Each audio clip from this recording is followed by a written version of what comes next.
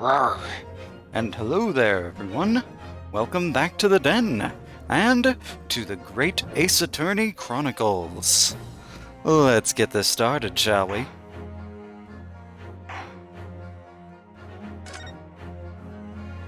Back to the adventure of the runaway room.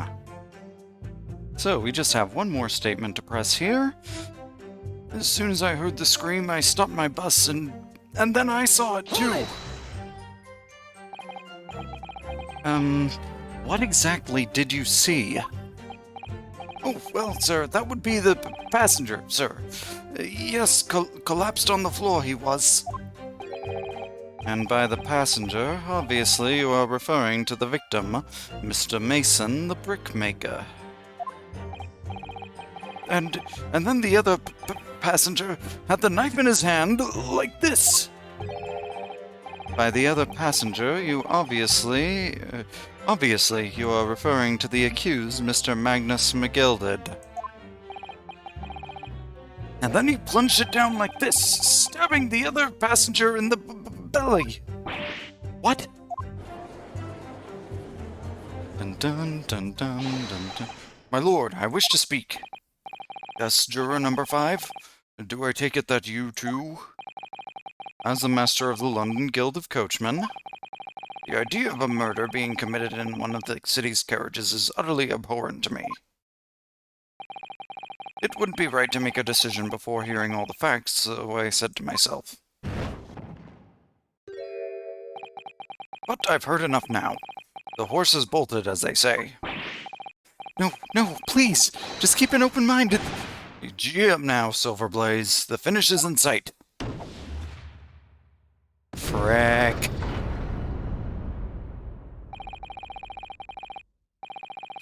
Beppo is a long-standing member of the guild, and I trust what the man says. Oh, thank you, sir. You're too kind, sir. This is too unkind, sir.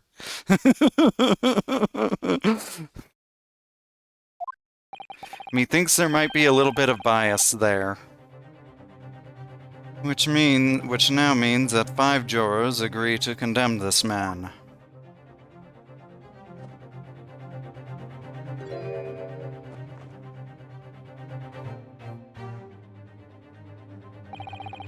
Madam Juror number 6. Yes, dear? What can I do for you? You have heard the testimonies of the witnesses in the stand. Oh, yes. I certainly have. I've still got my hearing, you know. Then pray tell, why are you yet to pronounce your leaning? Well, dear, the thing is, I'm a creature of habit, me. I always go to the park at around this time of day and sit on a nice bench to get on with my knitting. There's a lovely little park just near where I live.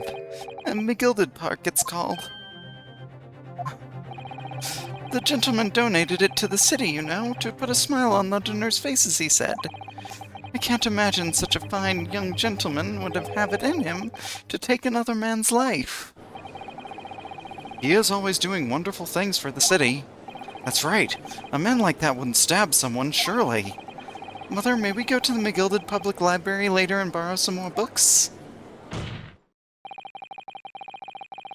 How many Londoners live with their heads in the clouds? Do you people not know?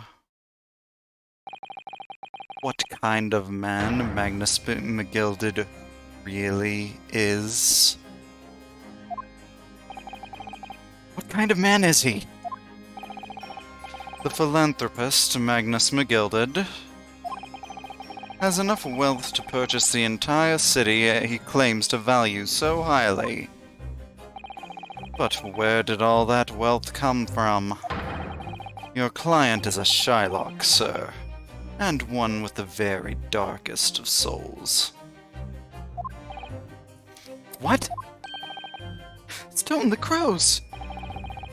McGilded lends money at extortionate rates of interest, so his victims have no hope of repaying him.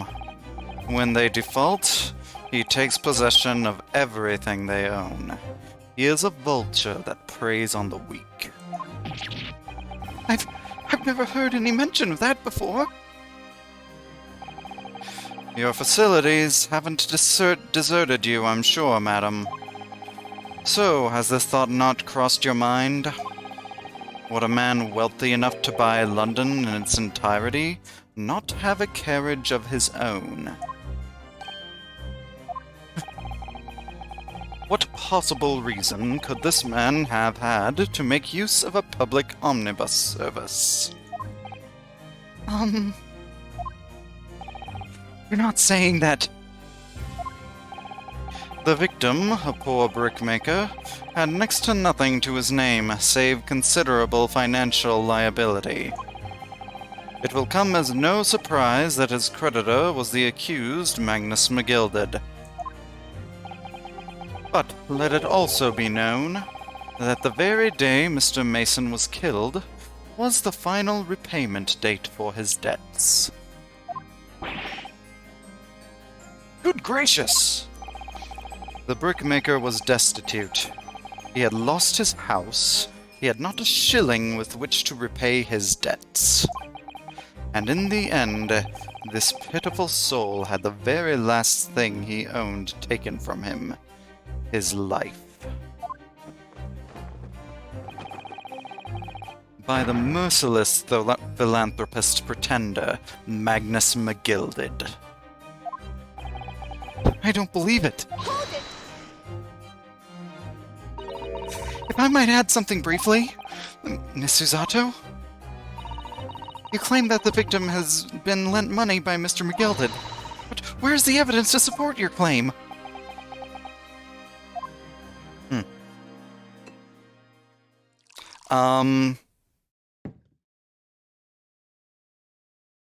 Sir, is that blood? You really are a vampire, aren't you? No. Pray, forgive the discourtesy of filling my hallowed chalice in a court of law. Do you do this regularly? Aha, there it is! Lord Van Ziek's hallowed chalice! I guess he does.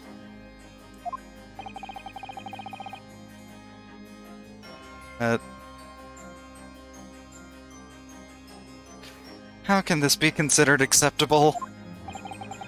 But I find myself in unexpectedly good humor. Really, 'cause you aren't smiling. I had heard ladies from the Far East could show great courage, but I didn't expect to experience it myself.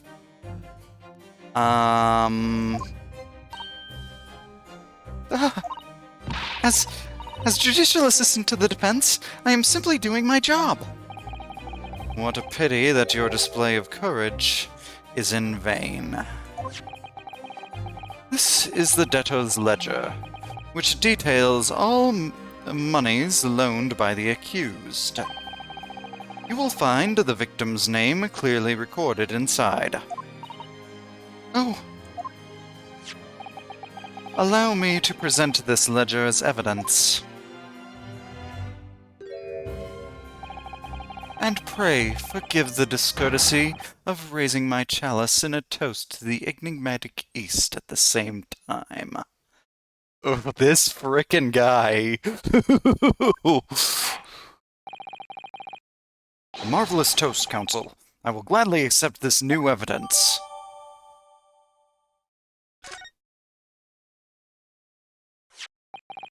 Ah, yes. 20 guineas. The victim owed a considerable sum. Okay, I'll take a good look at this myself. Okay, can we open it up? This portfolio must contain all sorts of secrets of London's gentry. Oh dear, do you really think we ought to look inside? Well, it's not as though we know any of London's gentry personally, is it? Apart from our great detective friend, perhaps. Actually, I wonder... I assure you, we will not find Mr. Sholmes's name inside. Well, let's see what we find.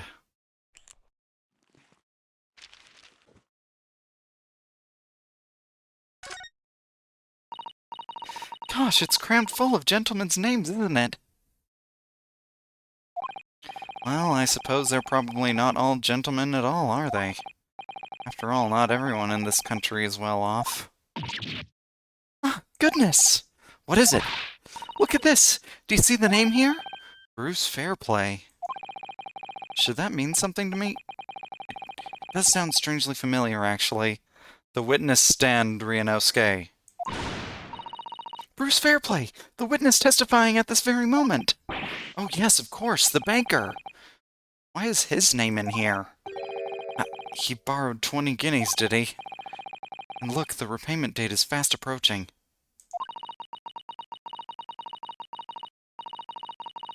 It's possible that this is just a coincidence, of course, but this could be very useful information. Awesome. Good information to have. And the accused made quite certain he had ample recompense.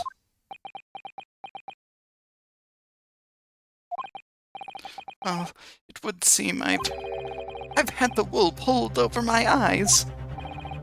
Regrettably, madam, that is the modus operandi of the accused. And it's such a pretty little park, too. What a scoundrel.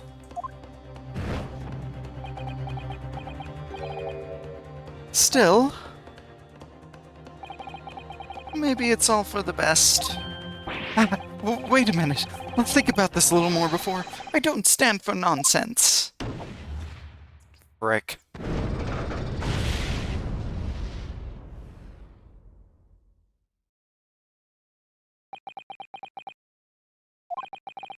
That was it. The last juror's decision.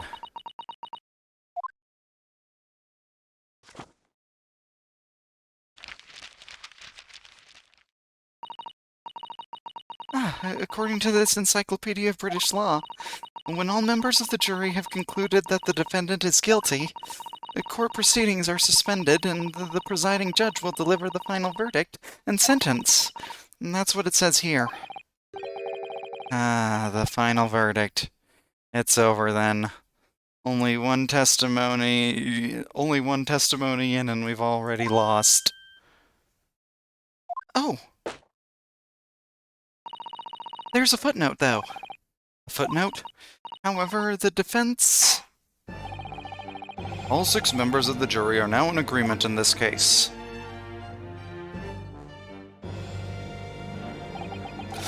Allow me to convey my respect for your swift and righteous decision. According to the laws of this country, I will now conclude the trial by delivering my final verdict. I trust there are no objections.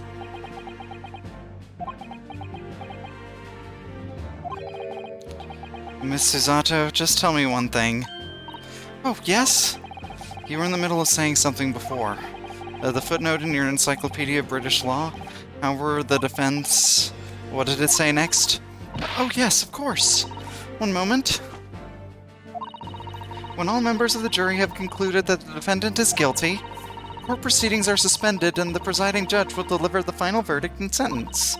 Then the footnote says, however, the defense has the right to demand a summation examination of the jurors at this point.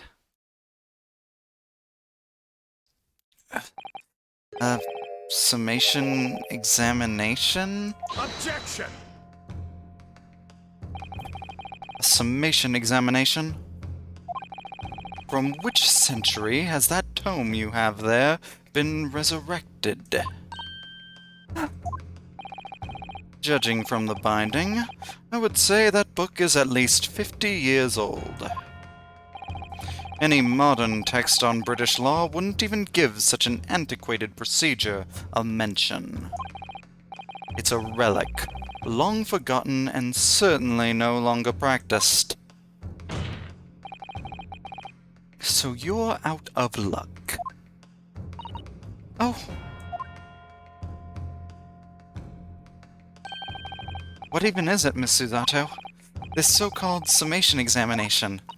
Oh, one moment, and I'll read about it. You would demand the right to a procedure before you even understand what it entails? Typical. Wow, man. Rude. Alright, Mr. Naruhodo. I think I understand. It seems that under this procedure, we would be able to appeal to the members of the jury. To do what exactly?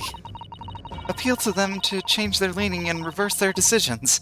And it says here that, if successful, the proceedings of the trial must be resumed. Make them reverse their decisions?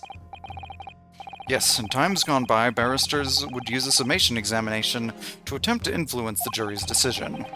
But that procedure became something of a formality with no practical benefit, really, so it rather fell out of use.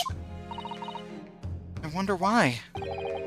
Because it was devoid of purpose.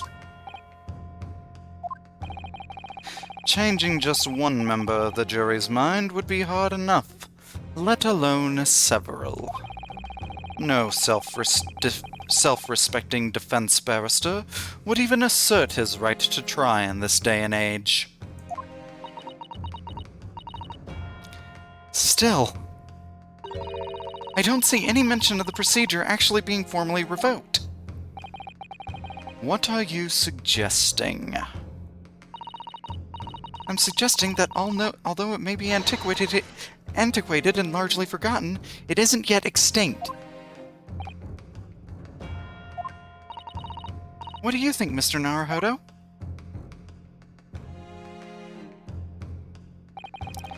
Summation examination.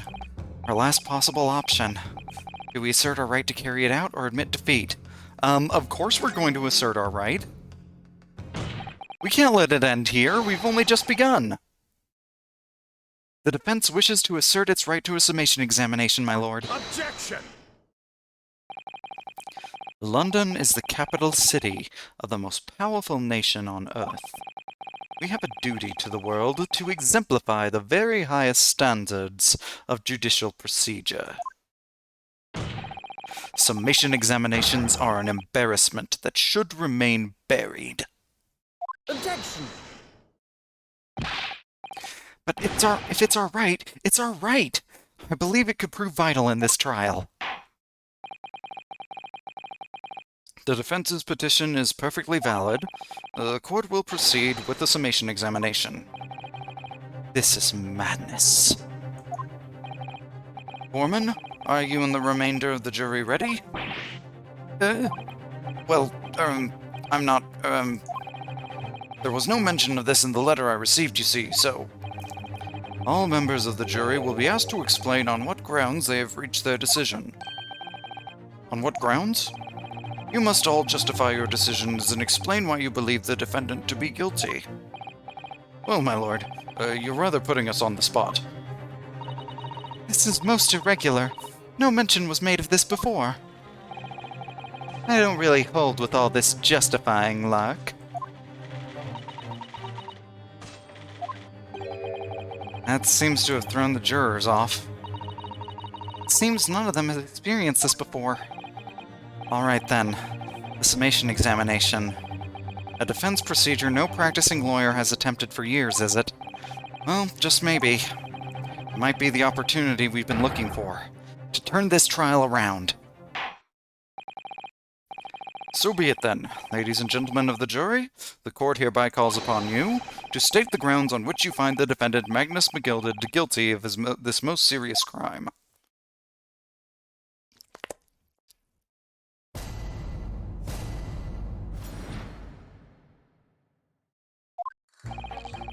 There was no one else inside the carriage at the time, so it has to have been him.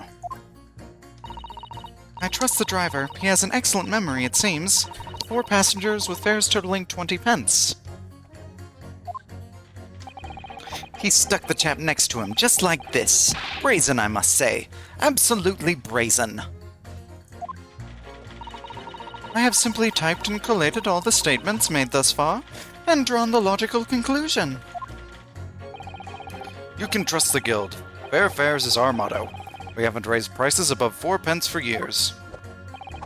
The scoundrel stabbing that poor man on the floor, it beggars belief.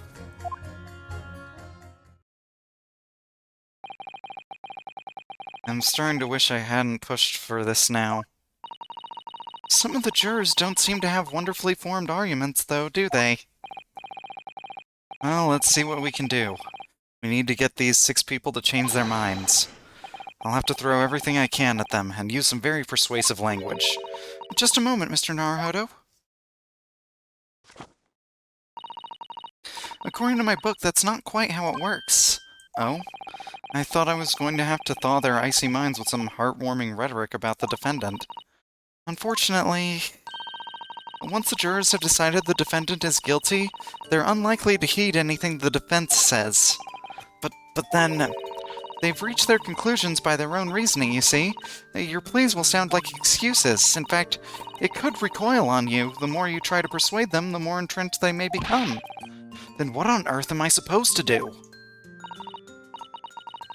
Oh dear, I'm just citing what I've read about British law, Mr. Naruhodo. Right, I'm sorry. Do you have any idea how to make this work, then? Well, from what I can understand, the key to this procedure is using the jurors' own words to make your arguments. What do you mean? Well, the 6 members of the jury are randomly selected members of the public. They may appear to present a united front, but the truth is, they are complete strangers who just happen to find themselves here in the courtroom together. And that's the way to break them down, you mean? Yes, exactly. We must listen very carefully to what each member of the jury says, and see if we can identify any contradictory statements.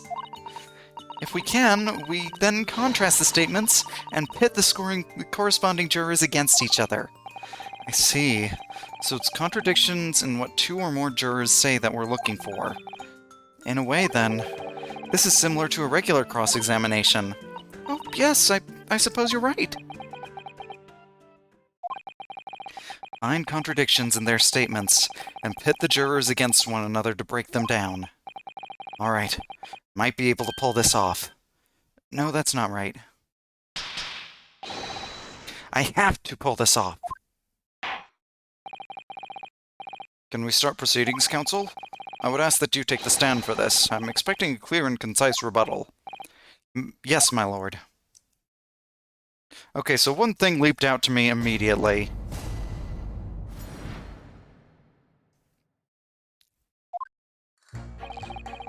Let's see, no one else inside the carriage at the time, so it has to have been him. Okay, trust the driver, he has an excellent memory, 4 passengers with fares totaling 20 pence. So I'm gonna have to pit you against this guy. Objection! Those 2 statements clearly contradict each other. They do. Explain yourself, counsel. Me? Oh dear, what have I said? I swear on Silver Blaze's mane and name, I haven't the first idea what you're talking about.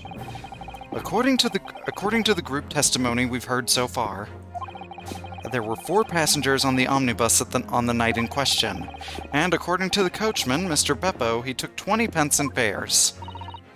Quite right, I have those precise details typed neatly here in front of me. And juror number 5 also told us the following. The fare for the omnibus is always 4 pence. That it is, a fair and convenient single price, just the way London's carriages should be operated. But that doesn't add up at all. In fact, it leaves a glaring discrepancy in the facts. Why, man? Why? 4 passengers paying 4 pence each. If you do the multiplication... it would be 16 pence! Exactly. As I said, it doesn't add up. The figures are different. By 4 pence, in fact. Or precisely 1 person's fare. 1 person's fare? Yes. In other words, on the omnibus that night, it's distinctly possible there was another passenger we've heard nothing about. Good gracious!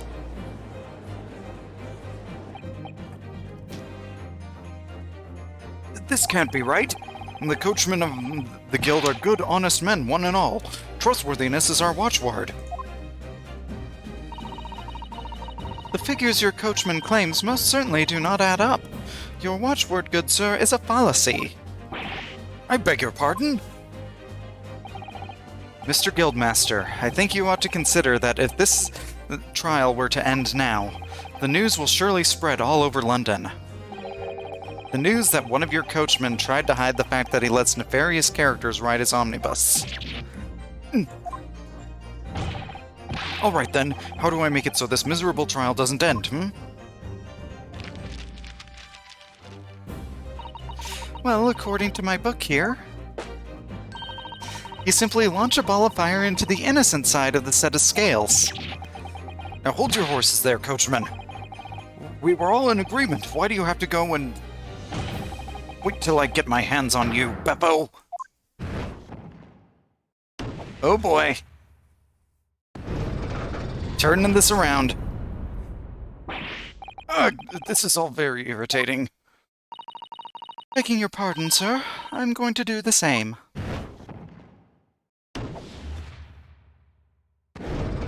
Okay. Awesome. For the love of Mike, not you as well. A penny can be the difference between a smile and a tear, after all. I certainly can't put my trust in someone who doesn't follow my exacting standards in financial matters. Oh, really? I, for one, think it's only proper that we hear from the witnesses again. Oh, well done, Mr. Naruhodo. You did it! We can manage to change 2 more jurors' minds. We can force the trial to continue. 2 more, actually. There is something else that's bothering me about a couple of their assertions. And that's where you must strike next. So we need to pit 2 more jurors against each other and show there's another contradiction in their assertions. Exactly! You can do it! Well, the scales of justice have shifted, but they still weigh heavily on the side of guilt. Counsel, you have the floor again. Continue with your summation examination. Changing my leaning to innocent, I should like to hear what the slipshod bookkeeper has to say for himself. Okay. So I'm actually going to pit this guy against her.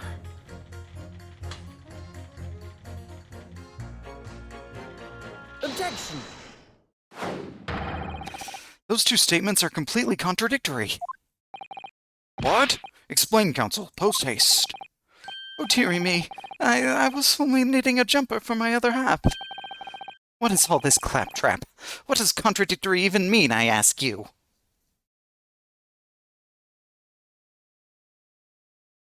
Sir? We've heard from more than one witness that they allegedly saw the actual moment when the defendant stabbed the victim. Now, out of curiosity, juror number 3... What? Can't you see that I'm busy here? Yes, you are clearly trying to pull a knife out of the desk. Why did you even bring a knife in here? I say, well, I have my sword with me. That's... How would you say the defendant stabbed the victim? What sort of motion was it? Huh, want to test me, do you? It was like this. Stuck the fellow next to him without even getting up. Just like the prim banker said. Yes, that was Mr. Fairplay's testimony. Quite true. Now then, juror number 6. Oh, is that me, is it? What can I do for you, young man? How would you say the defendant stabbed the victim, madam? Oh, well, dear, as far as I understand it, it was like this. He stabbed the poor man after he'd collapsed on the floor. The coachman said so. Now don't move. Take a look at these 2 jurors. He stuck the fellow next to him without even getting up. And he stabbed the poor man after he'd collapsed on the floor. Well, I'd never... They're stabbing in totally different directions. What? Bless my stitches, what a muddle. What this tells us is that there's a strong possibility one of the witnesses isn't telling the truth. Ooh. But why? Why the dickens would they lie?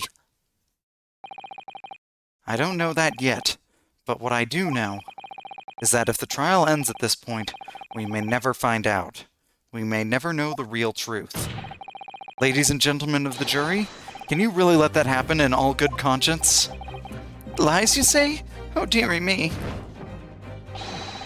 I can't abide people telling lies. Awesome.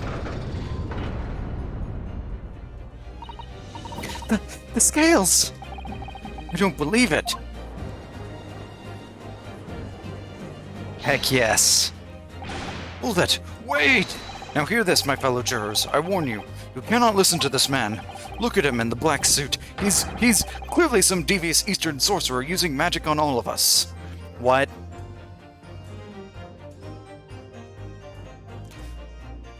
Sir?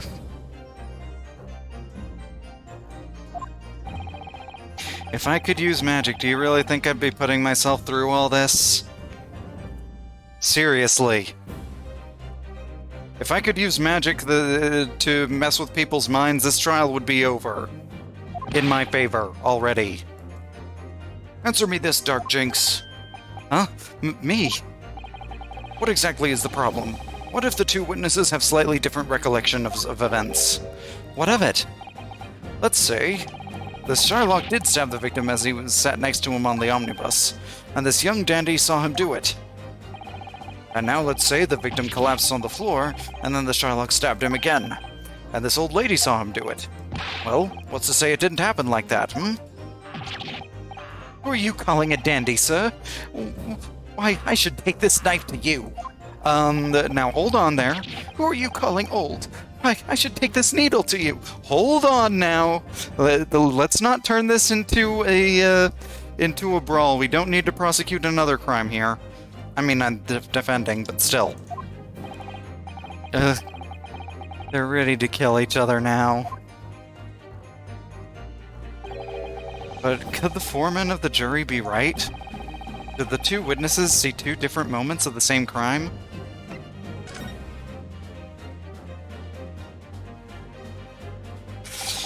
Unfortunately, Mr. Foreman. What is it, you Dark Jinx? Come on, out with it! What you're suggesting is impossible. It's out of the question.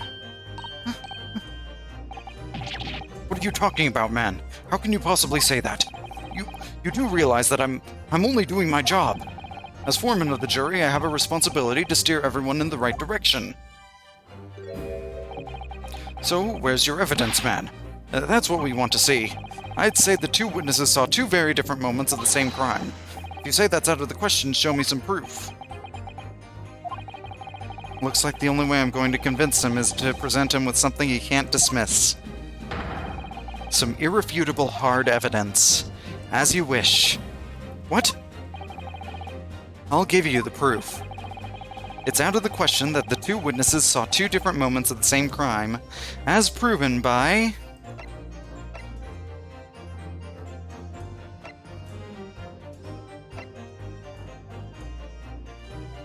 the autopsy report. Single stab wound. Take that! Not multiple stab wounds. This is the victim's autopsy report. According to what's written here, Mr. Mason was stabbed in the abdomen only once. Only once? It's quite simple. The victim was stabbed precisely one time, which means these witnesses can't possibly have seen it happen two different times. All right, I concede defeat.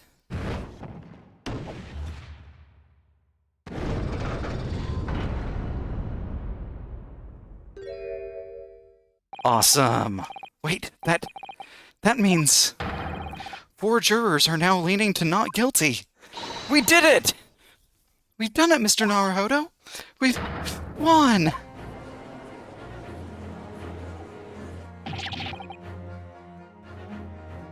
What are you playing at, you dandy fool? Shut your trap, sir. No one deceives me. But we've had a consensus. I said shut your trap. I know a liar when I see one. And if the chap ever dares to cross the threshold of my shop, I'll take this razor-sharp blade and shave every last hair off his head.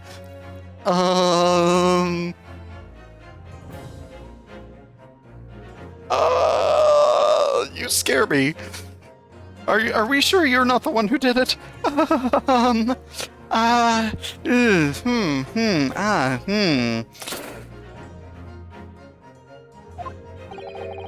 Please tell me he's a barber.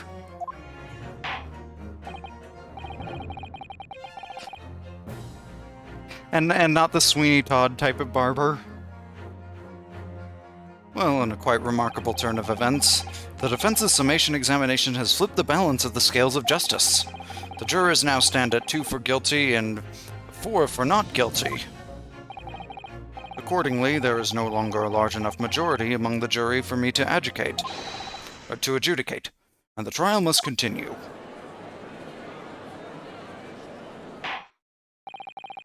I hereby ask the defense, prosecution, and witnesses to return to their places. And I call upon all of you to continue to pursue the truth.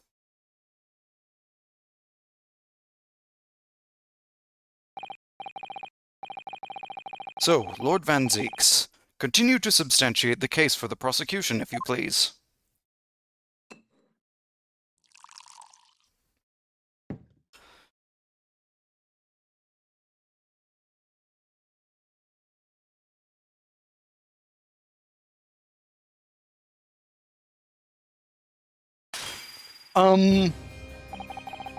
Having savored the rich aroma of the carmine contents of this hallowed chalice, it may seem crass to crush it to dust. Pray forgive the discourtesy. Lord Van Zeeks? Is it cold in here, or is it just me? Is he using some kind of vampire ice power? As your antiquated tome no doubt says, the prosecution may not speak during a summation examination. So I honored a deathly silence and listened to the charade. It seems I overestimated the intelligence of the jury. Well, no matter. There is nothing so hard to prove as self-evident truth, it would seem. No. And why else would we grace the courtroom with our presence after all? So, let us proceed to the next round of battle. Oh boy, the cape has come off. Bring forth the witness once more.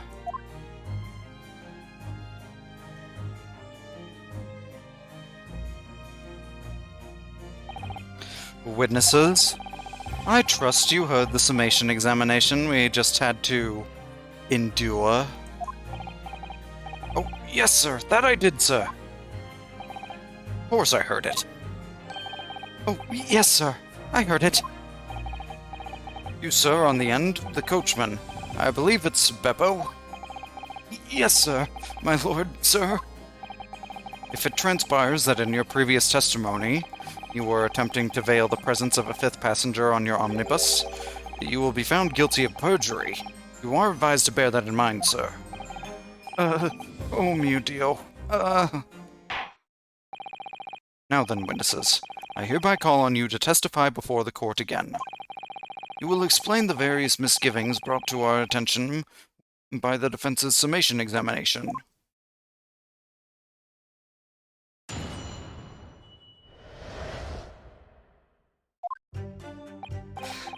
I only carried 4 passengers that night. I swear it, but, Well, I, for one, was told I had to pay 5 pence for the bus.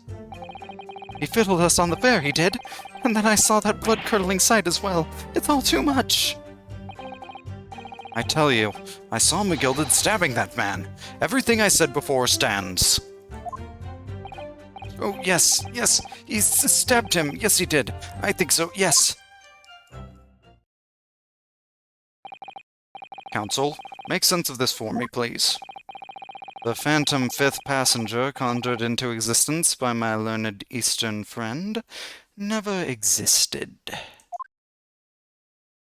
Wow, this guy. The confusion has arisen from the coachman's sly little cozenage. A what? Lot of big words that I do not understand. Beppo, explain yourself.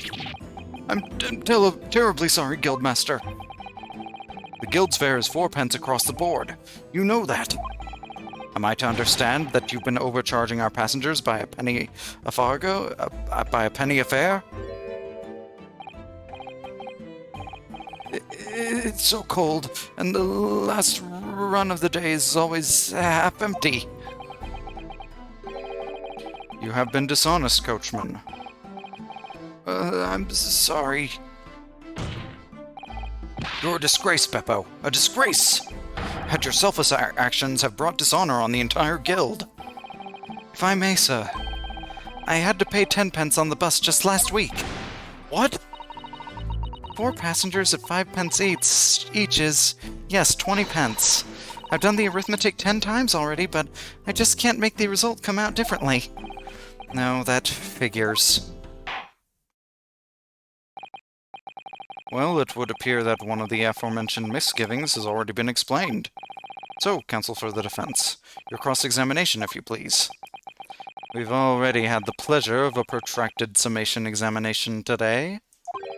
I see you intend to continue the parlor games. Absolutely.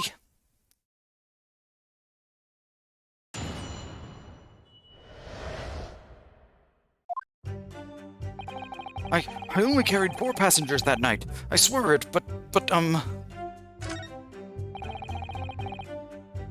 Well, I, for one, was told I had to pay 5 pence for the bus. Okay, I'm gonna start pressing. So, there were only 4 passengers on your carriage, but you didn't charge them the standard 4 pence fare. Is that right?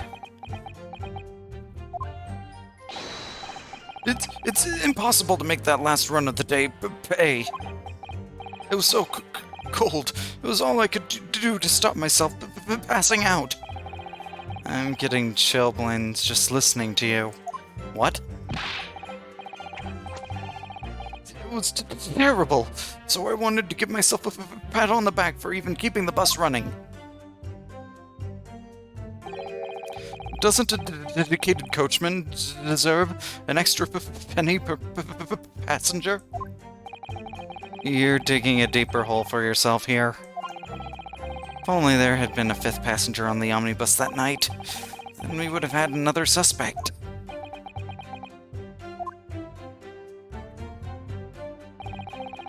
Well, I, for one, was told I had to pay 5 pence for the bus. Hold it!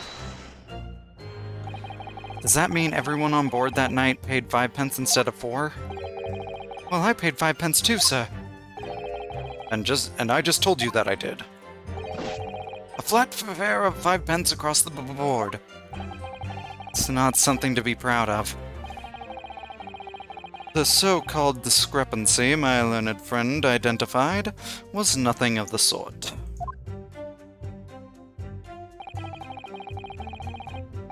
Oh.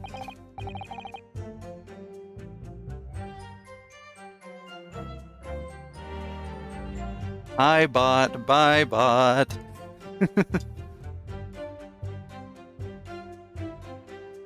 Much like the Phantom Killer you so desperately needed, it's gone, dead and buried. I'd have been happy if it ever existed in the first place. He fiddled us on the fare, he did, and then I saw that blood-curdling sight as well. It's all too much. Hold it! This blood-curdling sight? You mean the murder, I presume? Yes, sir. A loathsome sight. No one should have to witness the horror in the eyes of a man the moment his life is taken. Oh, well, not exactly, sir. I mean, I didn't actually see the exact moment the gent was stabbed. Good gracious! Really? We have another witness who did, however. The banker has already testified to it. But Mr. First didn't actually see the point at which the victim was killed. That may turn out to be very significant. I heard the banker gent next to me take a sharp intake of breath, see? That's when I looked through the glass. That's when I saw that horrible blade poking out from his belly, all covered in blood. Every time I see a knife now, I can't help screaming. But even when I'm eating. It makes it very hard to eat meat.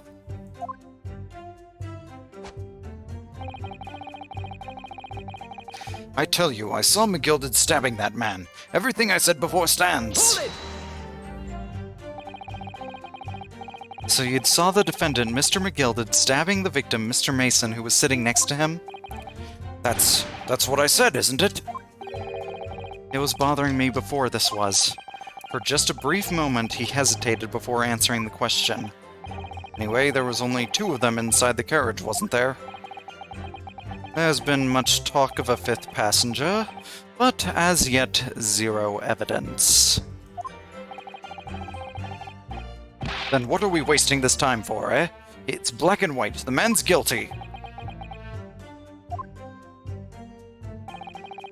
Something about Mr. Fairplay's testimony just jars with me. Wish I could work out what it was. Oh, yes.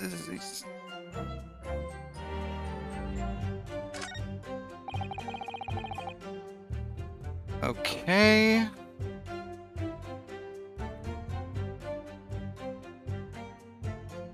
So we gotta present something here, it seems.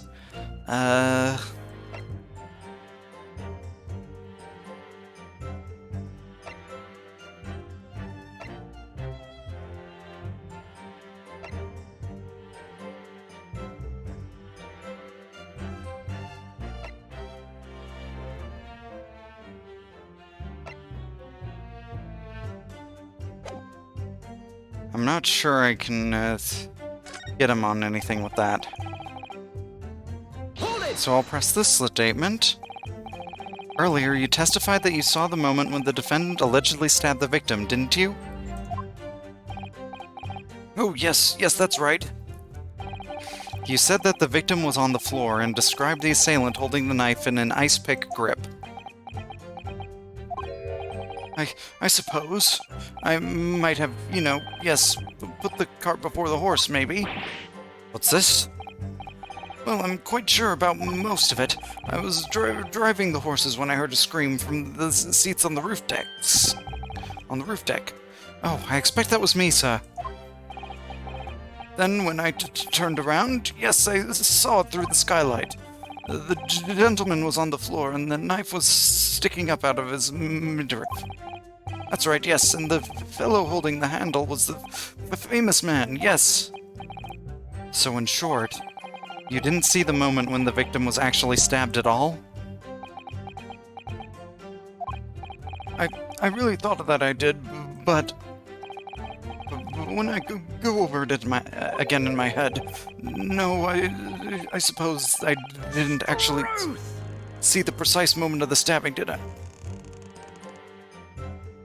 Excuse me. Do you have something to say about that, Mr. Fairplay?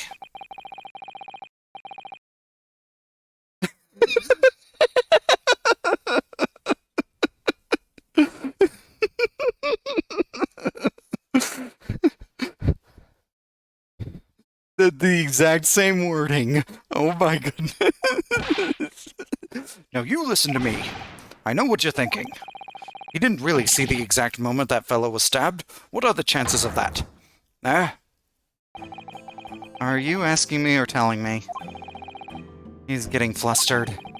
I might be able to extract some new information from him if I answer him cleverly. Did he just happen to see the exact moment the crime was committed?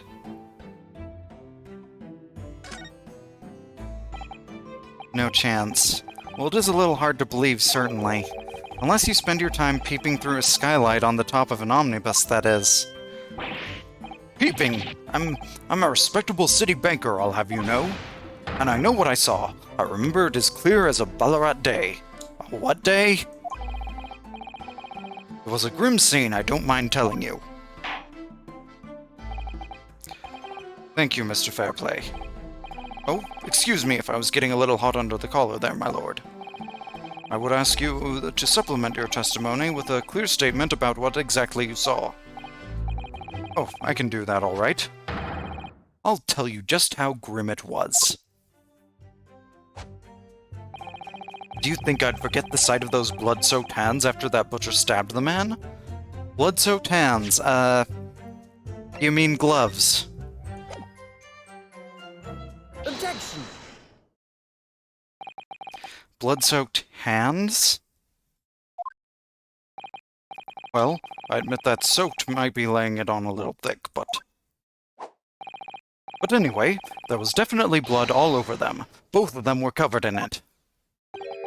Well, I'm very sorry to disagree with you, Mr. Fairplay, but that's more than a little peculiar. What? Here are the gloves worn by the defendant, Mr. McGilded, on the night in question. Oh, yes, right. And there certainly does appear to be a sizable dark-colored stain there, but, as I'm sure you can clearly see, it's only on the right-hand glove. Urgh! In short, Mr. Fairplay, your testimony is inconsistent. Ugh. But, no, that can't be right. So you're the liar here, then? That's right, you were quite clear about it. You said, it was both hands.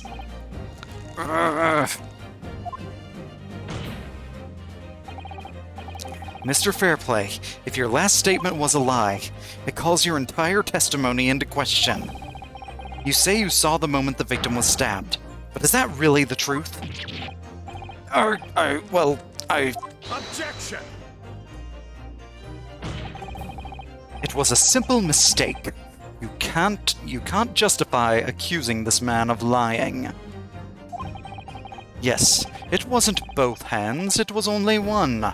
But the fact remains. The victim's blood was on the accused. Objection! No, Mr. Fairplay categorically stated that he saw blood all over both hands, which means there's a strong possibility that this witness was deliberately trying to mislead the court. Why? I'm a city banker, for pity's sake. My word should be the gold standard. I'm a gentleman, not some gutter snipe. Upstanding members of society don't prevaricate. So many words I do not understand.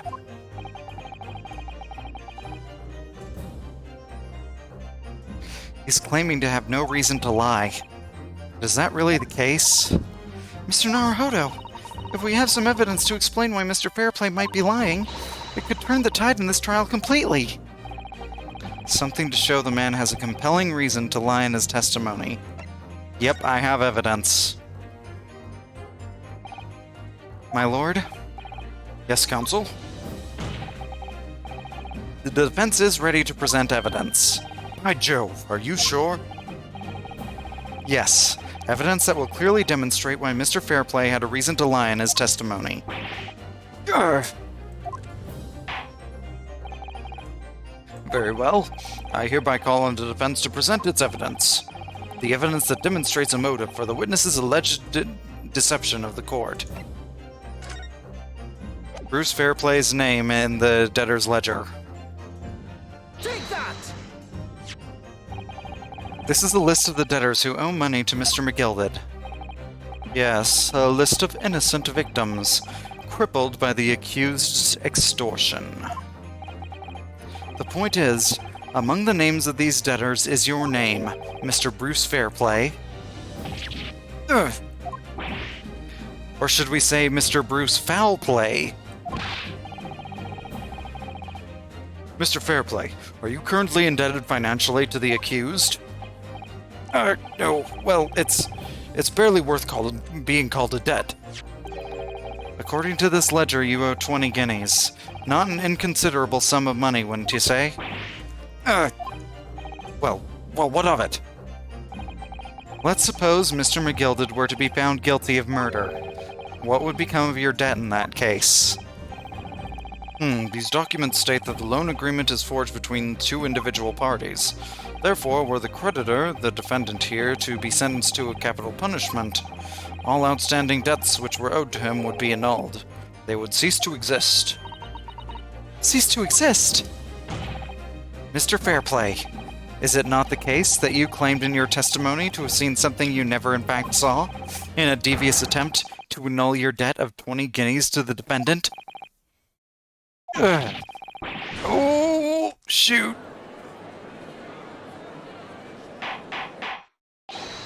Order, order, order! Mr. Bruce Fairplay. Yes, my lord. Let me ask you again.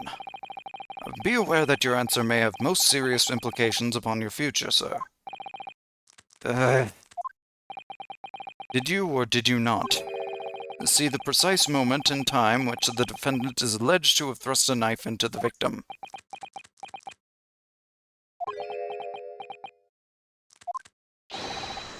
Your silence speaks volumes. You did not tell the truth in your testimony. All right. Now, let's not make a melodrama out of this. Perhaps I did overstate the truth in a pinch. Overstate the truth a pinch. A pinch! But it makes no difference. I definitely remember seeing blood on McGilded's hands. Both of them. And yet, only one of the defendant's gloves, which we have here as evidence, is stained. So you keep saying. I wonder if I might be allowed to speak, sir. Go ahead, Mr. First. Well, the thing is, I think I remember seeing it myself, as it happens. Seeing what? The blood, sir, on the assailant's hands. I think, yes. Yes, I'm almost sure that it was on both of his hands, not just one. What? What? Frick.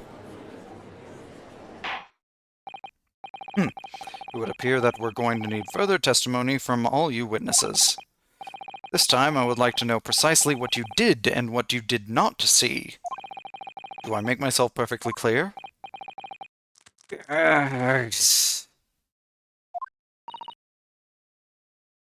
Mr. Naruhodo, this is good news.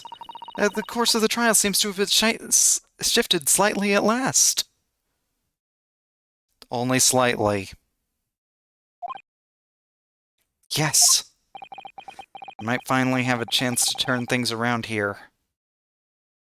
Yeah, it could easily turn back around on us.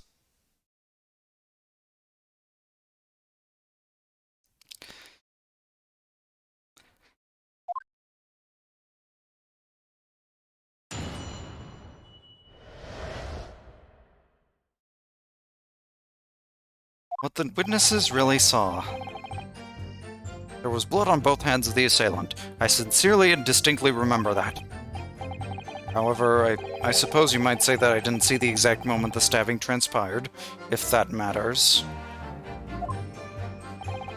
I remember seeing the knife, and I remember seeing both of the attacker's hands with blood on them.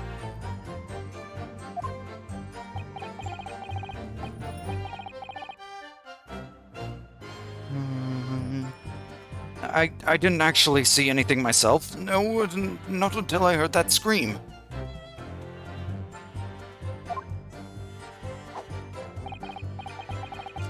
Anyway, the fact remains that there can't have been anyone else inside the carriage, or we all would have seen.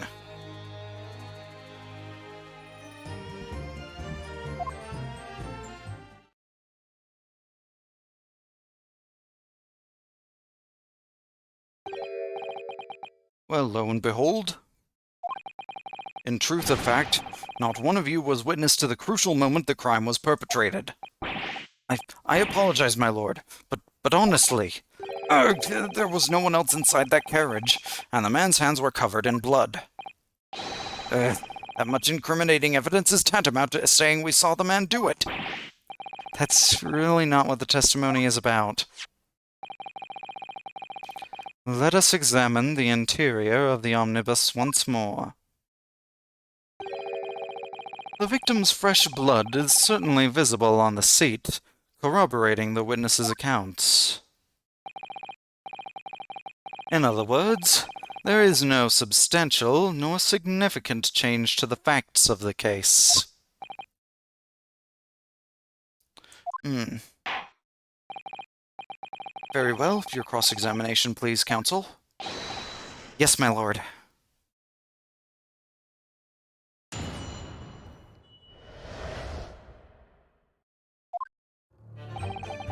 There was blood on both hands of the assailant. I sincerely and distinctly remember that. Hold it! No, the evidence tells us otherwise.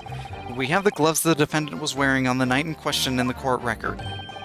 I'm well aware of that, sir, but nevertheless... I know what I saw, and I stand by it. The man had blood on both his hands. He's defiant even in the face of hard evidence. Steadfastly refusing to admit that he might be mistaken about what he saw. But why? Your reasoning is dire. One hand or two.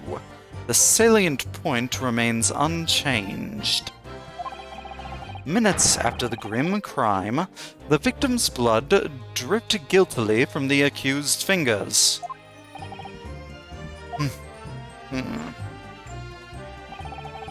However, I suppose you might say that I didn't see the exact moment the stabbing transpired, if that matters. Hold it! Don't try to downplay this.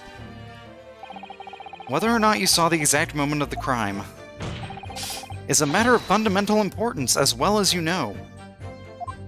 As well you know. But for crying out loud, we all know that no one else could possibly have done it. I was just trying to save us all some time. You have a loan of 20 guineas outstanding with the defendant, do you not? Had you hoped to release yourself from that financial burden by ensuring that the defendant was found guilty? Well, that's not what I was hoping for. I just lost a little guinea or 10 when I backed the wrong horse in the Derby, that's all. I was going to win it all back. There's a fixture this weekend, that's a sure thing. A little guinea or 10? I'm a banker. No one bats an eye if I borrow a little spending money for the weekend.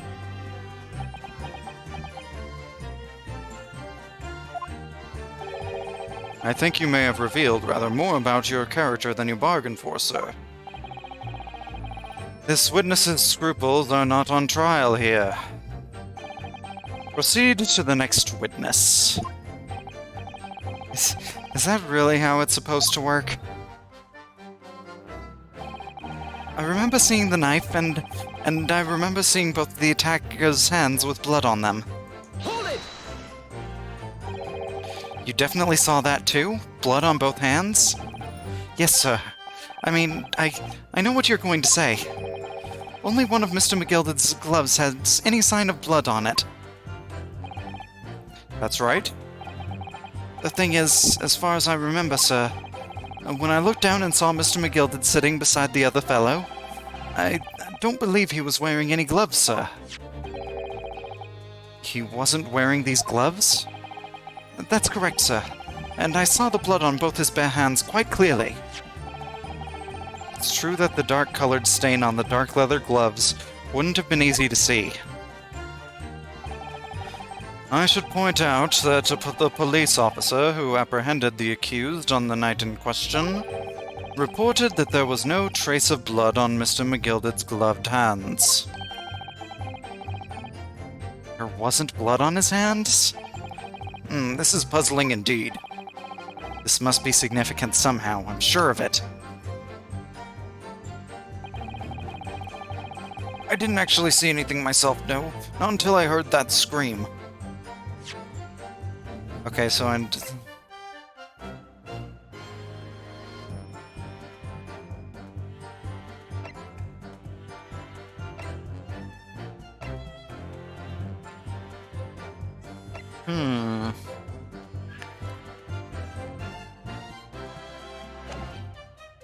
Weird. Hold it! You didn't see anything? Oh, yes, sir. That is to say, no, sir, I didn't. Very sorry about what I said before, sir. Very sorry, yes. It was very wrong of me to make up stories and say I saw him stab the man. Wouldn't you agree, sir? I know what you're insinuating, but I certainly wasn't making up stories. Still, to say you saw nothing isn't right either, is it?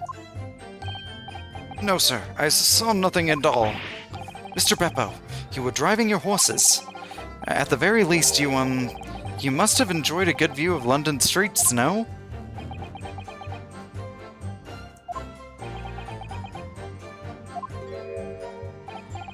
Oh, please. You didn't even see that? It was so cold that night, you see. It was all I could do to keep from passing out, sir. It's very lucky that we didn't crash or anything. Yes, my head was fairly frozen solid. Sorry to say, sir. What hours are you working?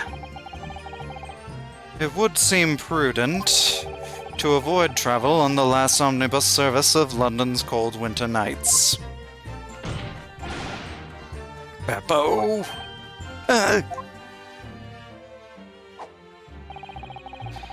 Anyway, the fact remains, there can't have been anyone else inside that carriage, or we all would have seen. Oh, wait. Mr. Fairplay didn't see Mr. Mason being stabbed at all. That's a hugely significant change of the facts of the case. But there's something else that occurred to me whilst listening to the witnesses' latest testimony. Two of them are recounting what they saw through the skylight in the omnibus roof. I know it's a large window and certainly affords a good view of the inside, but, well, I think perhaps we ought to confirm what they're saying with their own eyes as much as possible. What do you mean? I mean that we can examine the evidence firsthand. The omnibus is there in the courtroom, after all. Good idea, and we can consider the witnesses' statements while we're looking around. Okay, so...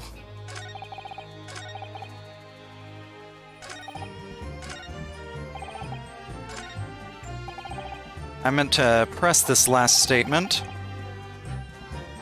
Hold it!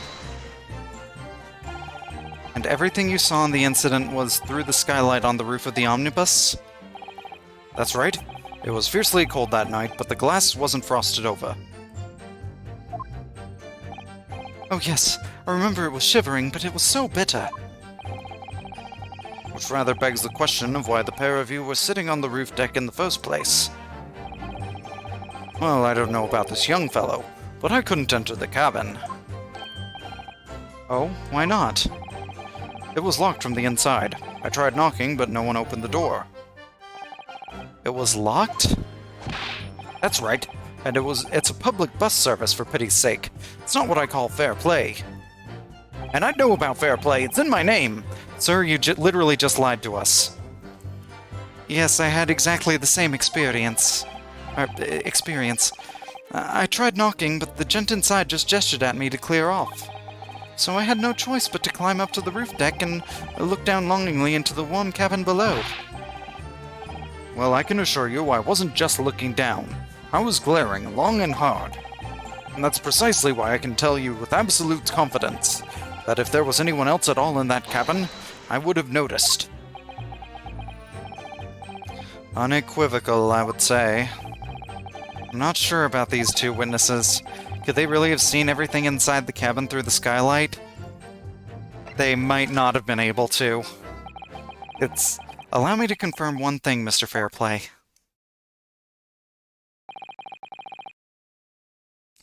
You were riding this omnibus, and witnessed the events in the cabin through the skylight on the floor of the upper deck, is that right? That's right, yes. In that case, there is a portion of the cabin interior that would have been out of sight from you. What? My golly, really? Obviously, at this stage we can't say for sure. But the possibility cannot be denied that at the time of the incident, there could have been another passenger in the enclosed cabin of the omnibus. Enough hypothetical meandering, my friend. The prosecution demands that you substantiate your claims. After all, the scene of the crime is here, in the flesh. Very well, I will uphold the prosecution's demand. You will identify the area on this cross-sectional plan of the omnibus. Where exactly in the omnibus are you suggesting that this potential extra passenger could have been situated? Well, obviously on this side, because if the two people who witnessed the crime were sitting there, they could have only have seen down to here. Take that! Both rows of seats on the roof face in the direction of travel, whereas the seats in the enclosed cabin face each other, which means the visible part of the cabin, which passengers on the roof deck can see through the skylight, is as I've drawn here. Ah. That's right, my lord. As you can see, the seat opposite the one on which the victim and his attacker were sitting is obscured from view. In other words, if someone had been sitting on that seat, it's quite possible that these witnesses would have been completely unaware of it. Urgh. Objection! It's quite possible some phantom was sitting there. You have a forbidding habit of obscuring the truth with ambiguity. I concur with the prosecution's rejoinder. In a British court of law, evidence is paramount. I cannot entertain this conjecture, counsel. That is, unless you're able to put a name to this mysterious passenger to whom you allude. Can you, Mr. Naruhodo? I honestly don't know who it could have been. Who could have been in the other seat, which was out of sight from the witnesses on the roof deck?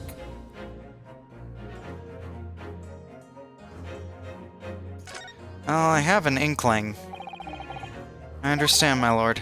The defense would like to put forward a name. You are a fool. That response was a desperate attempt by a man who has no notion of his own limitations. A toast to hard lessons not yet learned. Let us not delay, counsel. The defense is still to name the passenger in the other seat. This could be it. This could be the chance I've been waiting for to turn this trial in my favor. On the night of the murder, the person occupying the seat in the omnibus cabin that was obscured from view was... Take that! The passenger in the enclosed cabin that the witnesses on the roof deck failed to see had to have been Mr. Magnus McGilded. Mr. McGilded? What are you talking about, counsel? That's the name of the defendant. Objection! If I desecrate this chamber by smashing my hallowed chalice, do forgive the discourtesy. Lord Van Zeeks! People talk of those tiny island nations in the Far East as having a learning and culture of their own. But I see they use the terms ill-advisedly. Shut it! Could you stop insulting us and get to your dang point? What are you trying to say? Let me explain in terms that even a student of an artless backwater such as yourself might understand.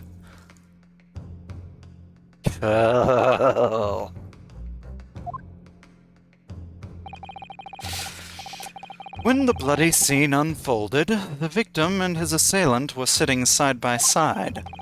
Multiple witnesses have attested to the fact. It's the very premise of which this case is built. Objection! But that premise may be wrong. What? If the victim really was sitting beside Mr. McGilded, it creates an inconsistency that can't be reconciled in any way. What inconsistency, counsel? The defendant's gloves, my lord. Both witnesses made the same testimony. They claim that there was blood on both hands of the person sitting next to the victim. Objection! Yet we know the truth to be otherwise. Only one glove bears the gory remains. The point is, even in the face of this irrefutable evidence, both witnesses have maintained their stance. Yes, their testimony remains unchanged. Exactly. They both adamantly swear that they clearly remember seeing blood on both hands of the assailant. In short, their memory of events is correct, and their testimony reveals the truth. It was somebody else sitting beside the victim that night, a third party we have yet to identify. And the victim's blood was on that passenger's hands, both of them. Objection! And who was this third party? Obviously, the true culprit. Extraordinary. Order! Order! Order!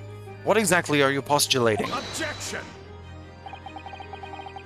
The defense's postulation is just that. Nothing more than conjecture. The witnesses have clearly stated that they saw the accused. Obviously, it was Stabby McStabberperson. Hi, Atakash. Good to see you. How's it going? Objection! But when elaborating on his testimony, Mr. Fairplay said the two of them were wearing hats, and I couldn't exactly make out their faces. Yes. The tops of their heads were obscured by the roof, and I could see the rest of them, though. Yes, that's right. Both gents were most certainly hatted. Hatters do tend to notice such things, sir. And what particular styles of hat did the two gentlemen sport, Mr. First?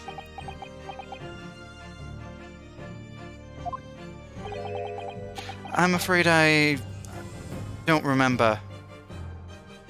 I'm not exactly great at my job. I made this hat myself, you see. And you call yourself a hatter? The style of hat makes no difference. There was no third passenger in that cabin. How can you be sure? Mad Hatter alert. Because if there had been, the accused, Mr. McGilded, would undoubtedly have offered to depose the fact. Unless, that is, you are proposing an even more preposterous explanation. That the accused failed to even notice the presence of the true culprit in the very cabin in which he traveled.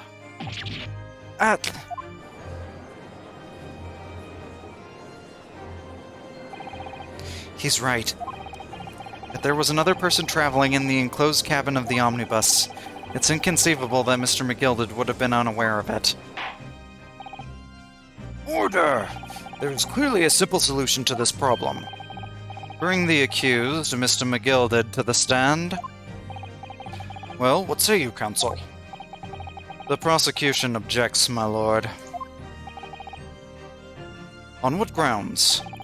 As a suspect, he will have already made a full statement to the police. But what if there's some reason why he's unable to speak freely? Magnus McGilded is no uneducated ruffian. If it indeed turns out that the man has been withholding information, you can be sure it will have been a most deliberate act. Counsel for the defense, what is your opinion? My lord? Should we ask Mr. McGilded to testify or not? Yes, we would need to hear what he has to say in order to find out the truth. The defense would like to call Mr. McGilded to the stand. In that case, I would like to hear the opinion of the jury. If that's the case, then it is obstruction of justice. Yeah. Ah, yes, I need a little time to consider this. If you ask me, I think we should hear what Mr. McGilded has to say. Get the man out here, I say. It would be utterly illogical not to hear his testimony. When something needs doing, get it done. That's how I run things at the guild. Hearing what the patron of my favorite little park has to say? Oh yes, that would be lovely. Yes, the jury says the man must be heard. Very well. The court will hear the defendant's testimony. Bailiff, show the defendant to the stand at once.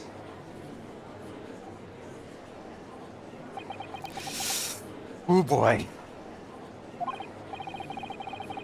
Now maybe what actually happened that night will finally become clear. Well, we're only an hour and a half into this episode, so I have a feeling it's still a ways off. Let proceedings be resumed. Mr. McGilded? They didn't even ask us to save or anything. Have you been listening to the discourse of the day? To be sure I have, my lord. There are now 2 matters on which the court desires to hear from you. The first is whether or not there was a third party with you in the omnibus cabin, as proposed by the defense. The second is that if such a person was indeed present, why did you conceal that fact from the police? Begad, no. 'Tis not in my nature to hide anything at all. Just answer the questions, please. The truth of the matter is, I've been desperate about this all along. Do I tell you all or keep my mouth shut? Tell us what, Mr. McGilded? The fine fellow representing me is absolutely right. And in the carriage on the night with myself and the other man, there was another passenger. It's true? Aye, and it was me who helped the little urchin get away after it all happened. You... What?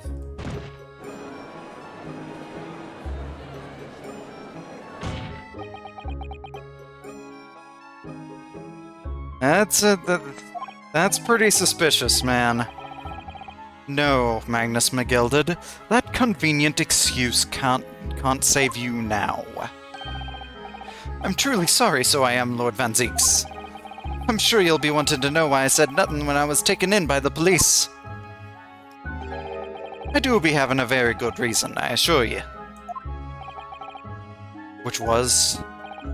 Well, the little child was just in the wrong place at the wrong time, and not in any way involved, you see. What?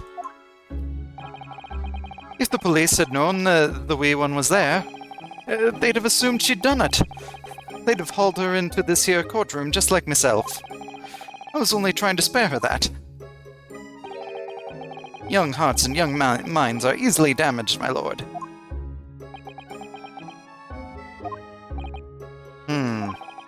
And who was this young child of whom you speak? That I don't know. You don't know? Aye, well, the wee ting just happened to be in the carriage that night.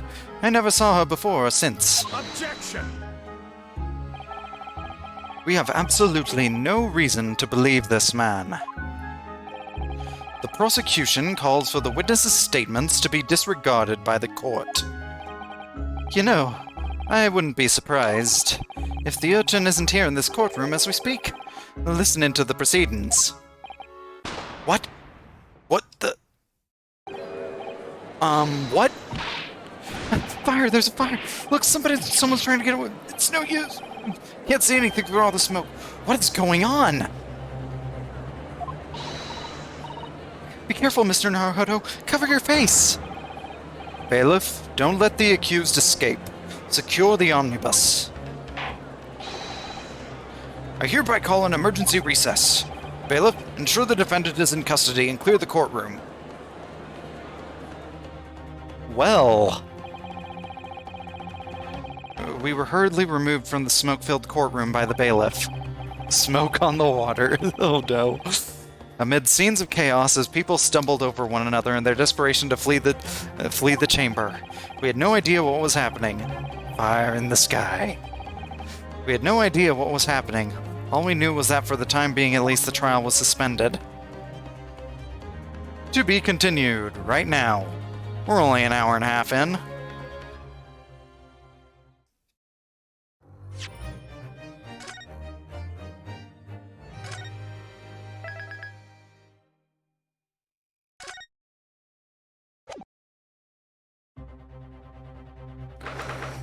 '18th of February, 12:52 p.m. The Old Bailey, defendant's lobby, or antechamber. What on earth just happened in there?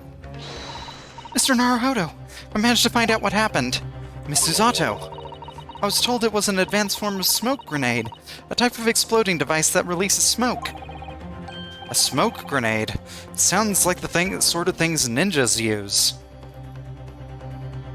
Okay, what did they ninja vanish? They're just making sure everything is safe now. I think the trial will start again before long. But who would have done something like that?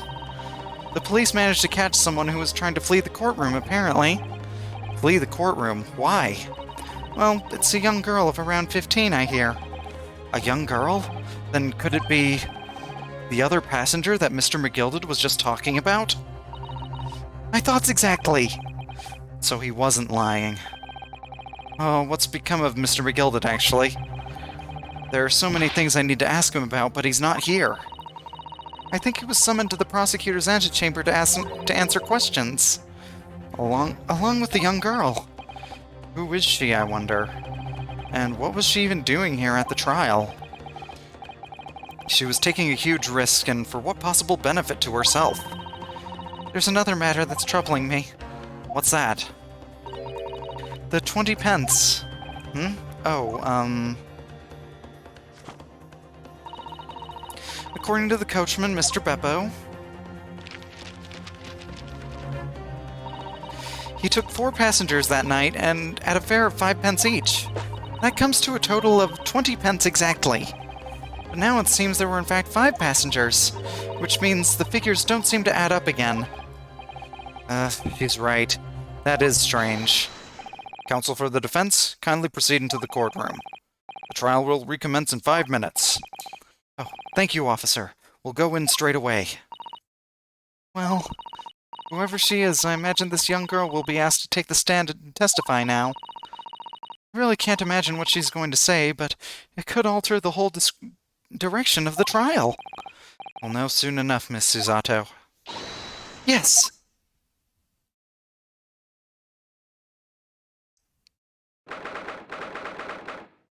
'18th of February, 1 p.m., the Old Bailey courtroom. Oh, yep, there's someone new.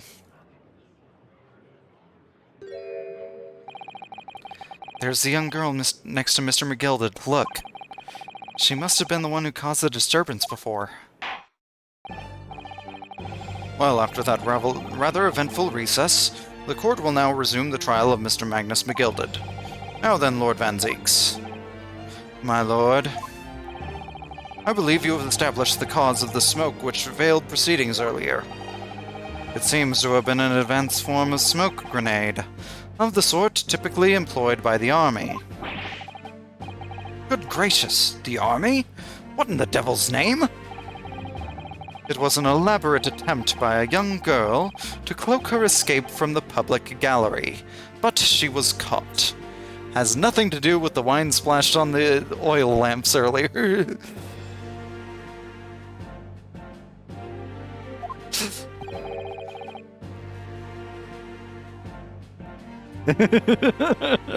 Oh, you saw that, huh? And now occupies the stand. Your name, girl? Are you responsible for the smoke grenade which induced such pandemonium here in my courtroom? What is the meaning of this deplorable behavior? Ahem. If I may, my lord. Yes, Mr. McGilded? I think perhaps I ought to explain here. Why it is that this wee lass was here in the first place, and why she tried to bolt like that. It is all tied up with the events of that night, so it is.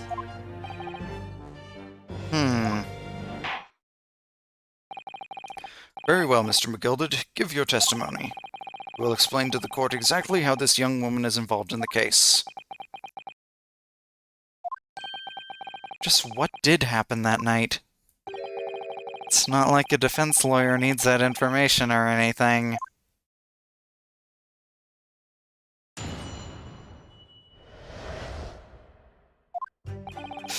On the night in question, I took the back seat in the omnibus and promptly nodded off. Then, Pecora, a loud thud and wee scream woke me up with a fair start.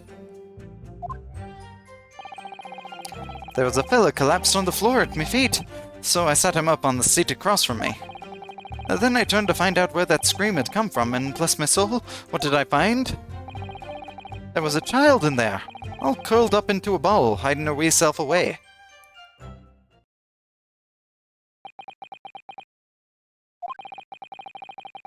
I remain somewhat baffled, I confess, but from what I gather on the night in question, this young girl was indeed riding in the omnibus, is that correct? 'Tis exactly as the defense counsel said. This lass was the 5th passenger, my lord. Stow away! It's been seeing that a lot lately, haven't we? Very well. The defense may now cross-examine the witness. Or the witnesses. Are you ready, counsel? Yes, my lord. Or rather, no. I have no idea where to start.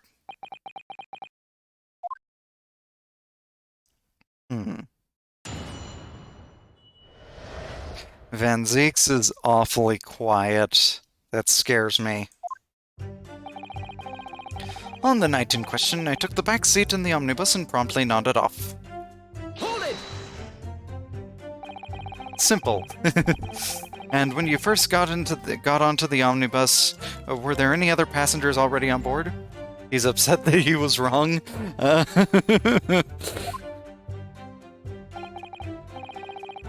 There were not. The cabin was empty, and there was no one on the roof deck either.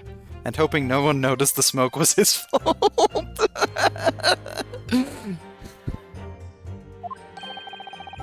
You were the first passenger, as it were, I see. Aye, and that's why I took the back side as I did. 'Tis the most comfortable, so it is. Could you explain exactly what you mean by the back seat? By all means, 'tis how you already described it earlier.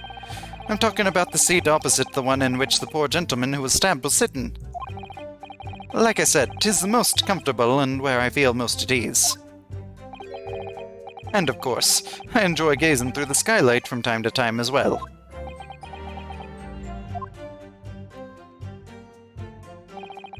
Then, Pecora, a loud thud and wee scream woke me up with a fair start.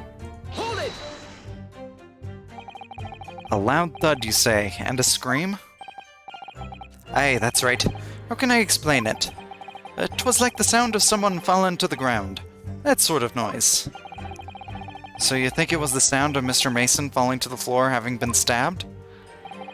Well now, you'll remember I was asleep at the time, so I wouldn't like to say.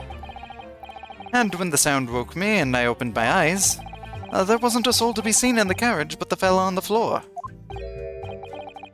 You didn't see anyone. But at the same moment, you did hear a scream? Ah, from the seats above you on the roof deck, I presume. Not above me, no, my lord. It was from inside the cabin. But I wasn't altogether thinking about the scream. No, I was too stunned by the desperate sight before me eyes. There was a fella collapsed on the floor at my feet, so I sat him up on the seat across from me. Hold it!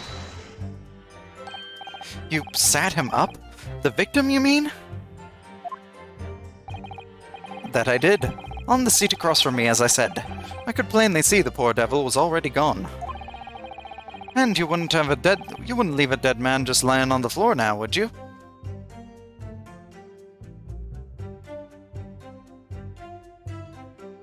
Yes, they're already dead. Sitting them up is...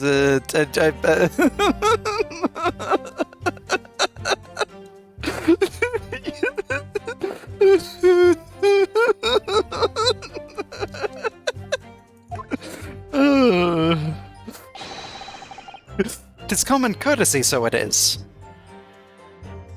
Sir, I don't think there's anything common about that courtesy. I find that a little hard to believe.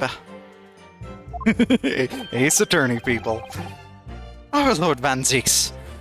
Now, why would that be? You wake to find a man lying dead at your feet in a carriage. Any normal person would hail the cabman. Any upstanding member of London society, that is.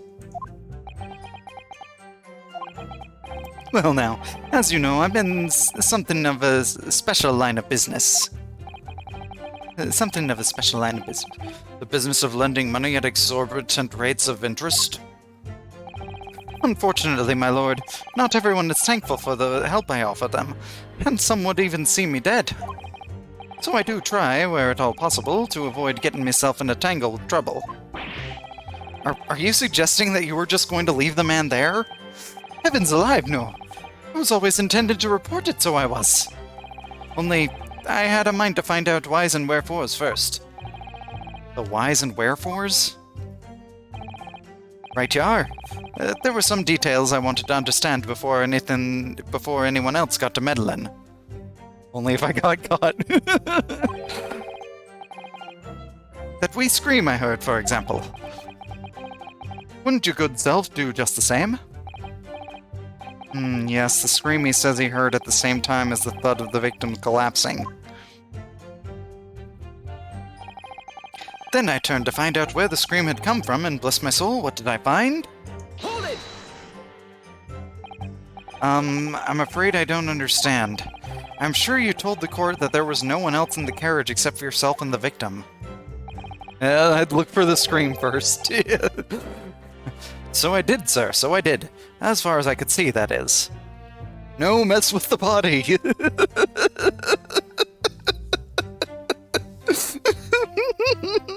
Don't mess with the body. That's tampering with the crime scene. You're only making yourself look worse here, Mr. McGilded. As far as I could see, that is. What do you mean by that? Well, now, it's a queer thing. The wee scream I heard as I woke up. It came from, if you'll excuse the vulgar expression, under me backside. What? Good gracious. Under your backside? And when I'd lifted the seat on which I'd been sitting, I found there was a wee cubbyhole there for storage. Mr. Naruhodo, we can examine the omnibus ourselves, remember? Yes, of course. The whole bus was submitted as evidence. Yeah, okay, let's take another look at it. Get inside there. Open the door and go inside.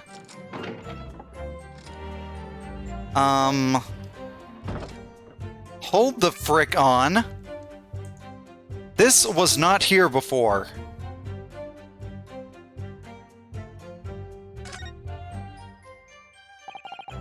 That's blood, isn't it? Well, it's a slightly different coloring from the blood on the seat, but maybe that's just the just because it's on a different color. But is something wrong? Oh, it's just, well, this bloodstain is so obvious, that's all. And yet Van Zieks has made no mention of it. Suppose that does seem a little strange. Why do I have such a bad feeling about this? Dun dun dun dun dun dun dun dun dun dun dun dun dun dun. We didn't get to check out the seat under the seat earlier, but the seat has a handle, it seems. Yeah, it does appear to be empty under there. It's a storage compartment, but there's nothing in here. It's totally empty. Something doesn't seem right here, but I can't put my finger on what that is.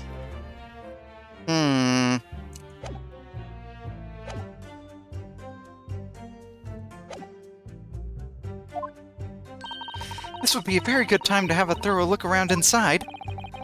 And that's when I found her. There was a child in there, all curled up in a ball, hiding her wee self away. Hold it! You say she was hiding herself? Aye, that's right. 'Twas hard to see in the dim lamplight, but she was all curled up in a wee ball. When our eyes met, well, me heart nearly stopped beating in me chest. You're really overacting this. Still and all, I pulled her out from under there. And set her on the seat opposite so I could have a wee chin wag with her. Seat opposite? That's right, just next to the dead gentleman there. You sat this young girl next to a corpse, sir? Well, as I'm sure I mentioned, a gentleman in my position can all too often find himself in mortal danger. So, I needed to find out just who this urchin was, you see. And while I was in the middle of talking with her, I heard another scream, a fellow's voice this time. Presumably that scream was Mr. First, who was sitting on the roof deck seats. Right you are again, I would say, sir. Looking down through the skylight, he must have seen this young girl and the gentleman with the knife in his belly. In other words, the previous witnesses did not, in fact, see you at all, Mr. McGilded. What they believed to be yourself and the victim was, in fact, this girl and the late Mr. Mason? Aye, my lord. I was, as I think everyone understands now, sat at the back of the carriage out of sight.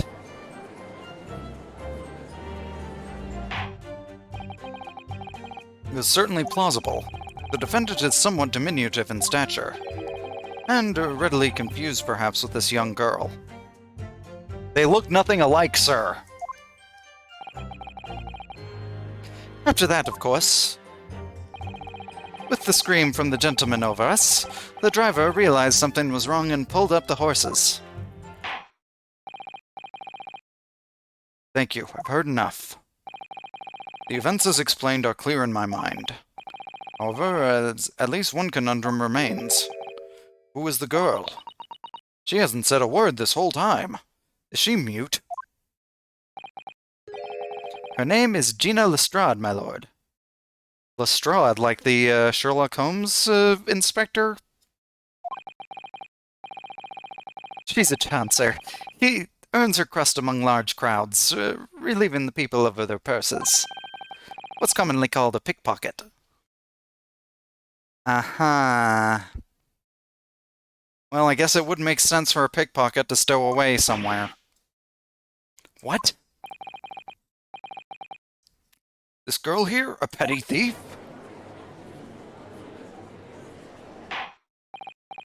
Order! Order! Is this true, Miss Lestrade? Miss Lestrade, you will answer the question.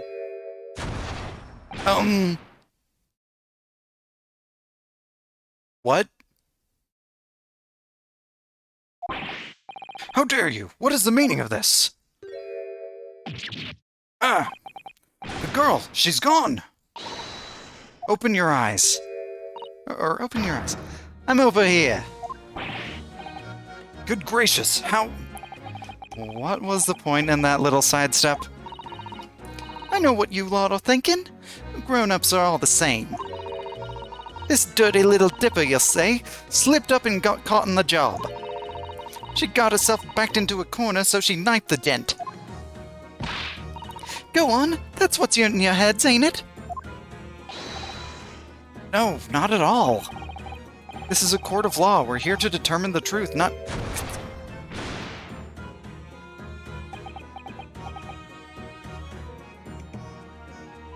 Please, stop. Look, knives are for cowards. Only thugs use weapons like that. All I need for what I do is these fingers. I'm a professional, alright? Maybe not in your eyes, but I got pride in what I do. Let me guess. You don't count smoke guns among weapons for thugs? Oh, this? Yeah, this was in the bag I lifted the other day. Down where they keep the four-wheeled drags.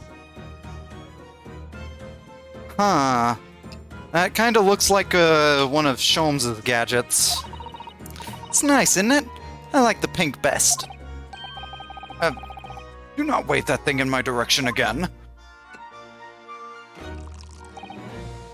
So, you admit that you were riding the omnibus on the night in question?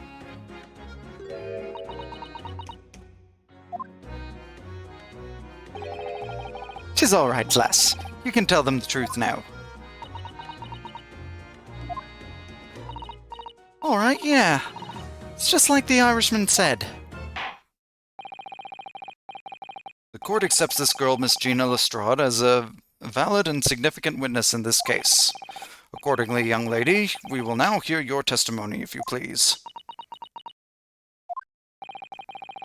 You will tell the court exactly what happened in the omnibus on that night in question." "All right, if I have to."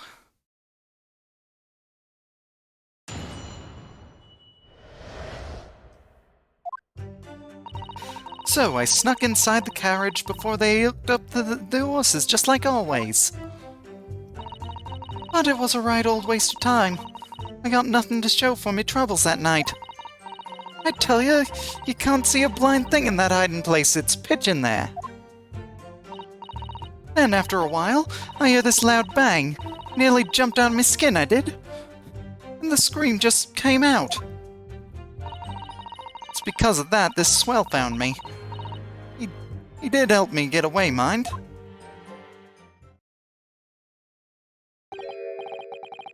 "Yes, he let you go. I fail to understand why you would let this street urchin go, Mr. McGilded." "Oh, 'tis simplicity itself, my lord. You see, she couldn't possibly have killed the other passenger. I knew that for a fact." "How?" "As I'm sure I said before, sir.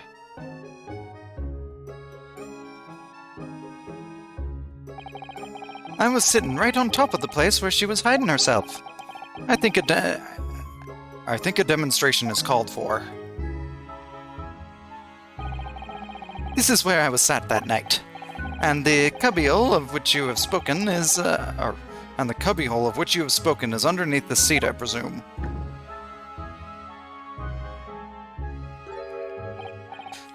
Yes, it does appear just large enough to accommodate someone of this girl's stature."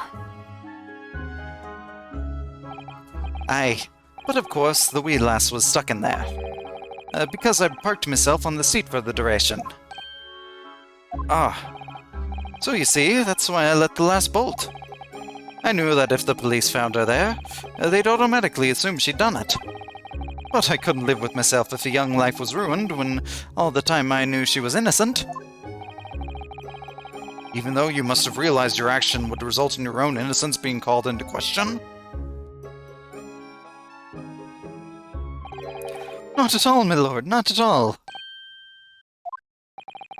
I knew in my own heart that I was innocent. So I thought it was worth taking a punt on my own good name for the sake of this less fortunate lass." "My goodness! What a perfect gentleman!" "My lord! This fine example of a man cannot possibly be guilty of a heinous crime like this. I'm ashamed of myself for ever doubting you, sir." Awesome. With calm, calculated reasoning, one arrives clearly at the truth every time. Hey!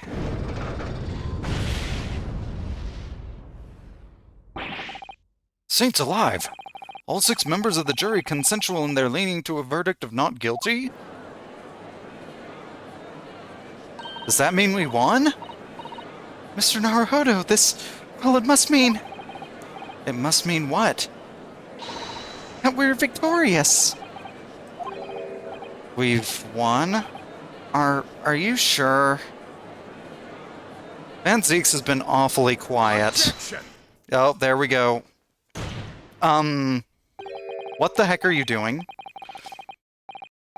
If the sight of my iron-heeled Wellington offends, pray do forgive the discourtesy.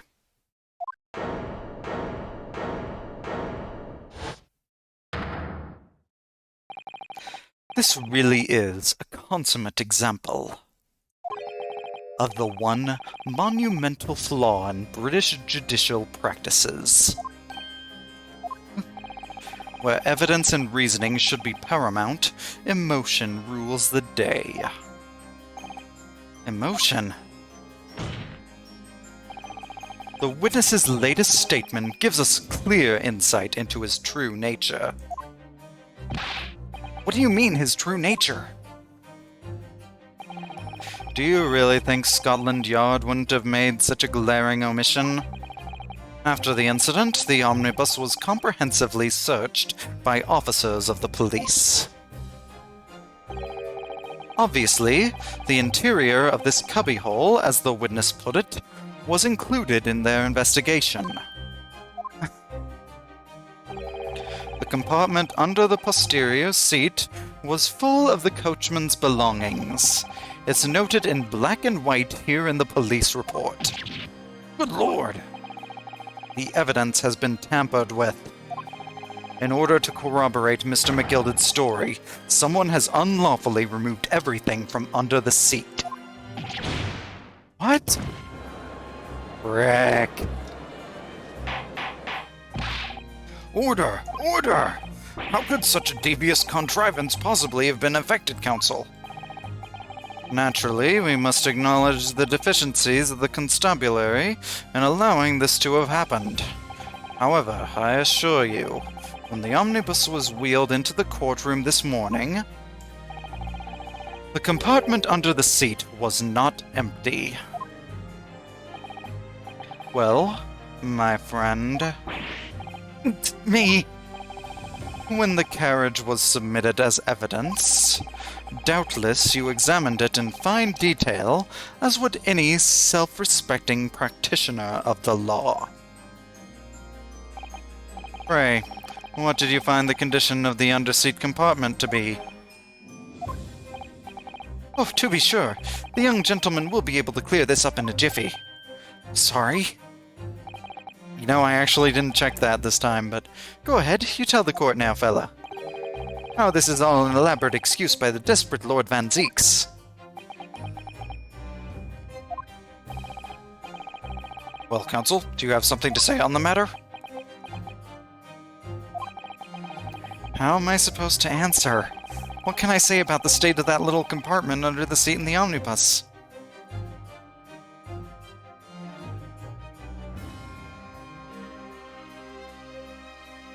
Well, I think this is the correct answer. I really don't know if giving this answer is helping my case as counsel for the defense, but as far as I remember, at least. When I first examined the compartment, I'm fairly certain there were a number of articles inside it, yes. Are you sure, Counsel? Smoke bomb, yep. Aura bewist! What are you saying now, you doctor? I thought you were on my side here!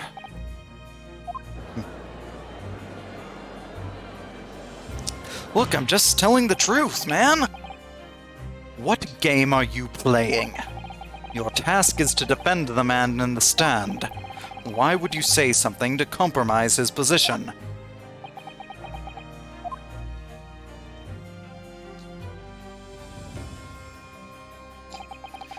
As the advocate for the defense in this trial, I confess I'm still not entirely sure where I stand. Lady Vagabond did a heckin' ruse.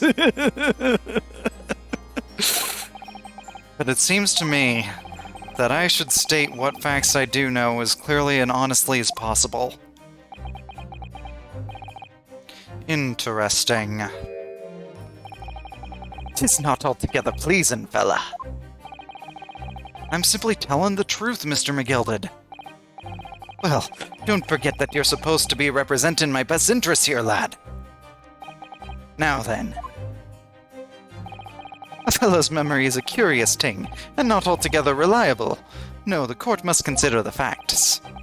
That there cubbyhole under the seat is as empty as the devil's heart, so it is. Do you think perhaps it would be in your best interests now to admit that you might have been mistaken? Why do I feel like something's not right here? I should like the jury to weigh in on this matter, I think. That compartment is designed to house equipment used to maintain the smooth running of the carriage. The Guild's rules state that omnibuses should be properly and fully equipped at all times, so it certainly would have been empty on the night in question. Beppo isn't that irresponsible. That money-lending fleecer and the pig purse are lying.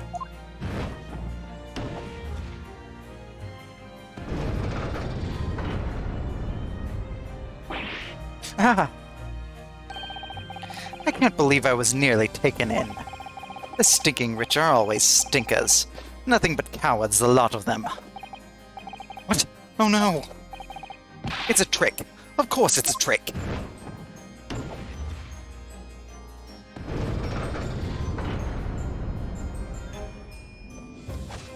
Oh boy.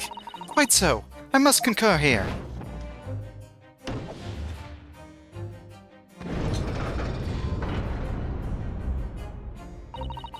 With calm and calculated reasoning, one arrives clearly at the truth every time.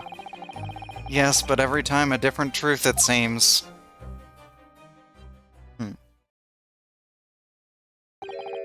My lord, I humbly exhibit the scales of justice. Clearly, a verdict of not guilty at this time would be wholly inappropriate. Thank you, counsel. But before we proceed any further, there is the matter of the outstanding cross-examination. Counsel for the defense, begin your questioning of the witnesses, please. Yes, my lord. What just happened? The whole balance of the trial just shifted almost beyond recognition. The Reaper of the Bailey is at work, it would seem.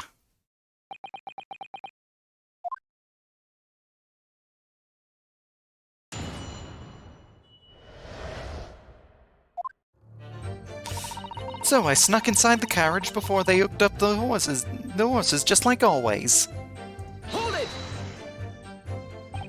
So, you were already in the omnibus before it even set off on its run? Well, yeah, I mean, what's the point in spending a Joey to make a few bob, eh? That's a rum idea, isn't it? This seems story intentional. Yeah. I suppose she means there's no point spending money to make money. Actually makes sense. Counsel, may I remind you that this girl is a petty thief? Kindly refrain from entertaining her tenants. Well, that does clear up the little mystery of the fares and all. 4 paying passengers at 5 pence apiece, making the 20 to which the cabman testified. And one little scapegrace riding for free. The red conch of a driver always goes for some grub before his last run, see? So that's when I slip into the carriage and get myself hidden under the seat. Nice and easy, right? But your hiding place is a storage compartment. Full of equipment for the coach, no?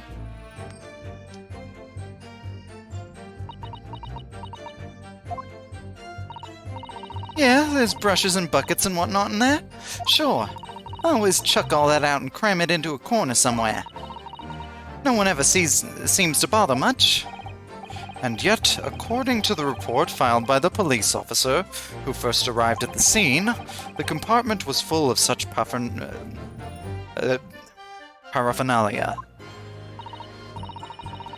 Well, I don't know nothing about that.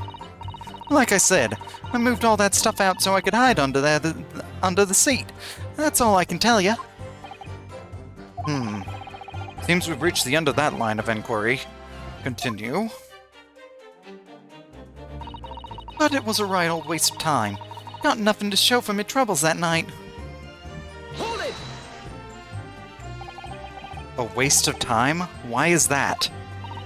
Well, most nights I'm on my own and... What? At least some of the time. I beg your pardon, did you say God permit? Oh yeah, well, that's what my kind call it. You'd say the omnibus, I suppose. Point is, any normal run, the carriage ain't got no one in it for a while. And that's when you come out of your hiding place and get away? That's it. Only that night. This cove was sat on my seat from the start. And he didn't budge the whole way, did he? Not 1 inch, I was totally stuck. Do you mean to tell us that you were present in the carriage for the duration? You were under the seat the entire time while events unfolded in the enclosed cabin? Yeah. Right, mister. To be sure, to be sure. I was as shocked as anyone. You don't expect to lift the cushion you've been sat on and find a child now, do you? So this Miss Lestrade couldn't possibly be the culprit then. I tell you, you can't see a blind thing in that hiding place. It's pitch in there. Hold it! So you couldn't see out into the cabin at all? Not a jot. Most days I push the cushion up with me head and look out the crack. Then I can have a butcher's at who I'm gonna fiddle. I thought you were a pickpocket, not a butcher. I mean, I can have a look. The seat I get under ain't as plush as the other one, you see? So most of the time, passengers plant themselves opposite. But for some reason that night, this here Irishman spent his whole journey right over my head. And for that reason, you weren't able to push the cushion up to peek out, I see. Then why the scream, exactly? Truth is, I ain't too happy in small dark places. Feels too much like being thrown in the clink. But it's the only place to hide in them carriages, so it's Hobson's choice. What? Why doesn't she just stick to picking people's pockets in the open, then? I'd say there's some reason that she's not letting on, judging from her demeanor. So anyways, I was a bit scared, but I had to just stick it out under there. Nothing else for it. Then after a while, I hear this loud bang, nearly jumped out of my skin I did, and the scream just came out. Hold it! When you say a loud bang, do you mean the noise of someone falling to the floor? Could have been, I suppose. I don't remember so well. Point is, it made me jump. And you let out a scream involuntarily? That's right. And then I felt the cushion over my head get lighter all of a sudden.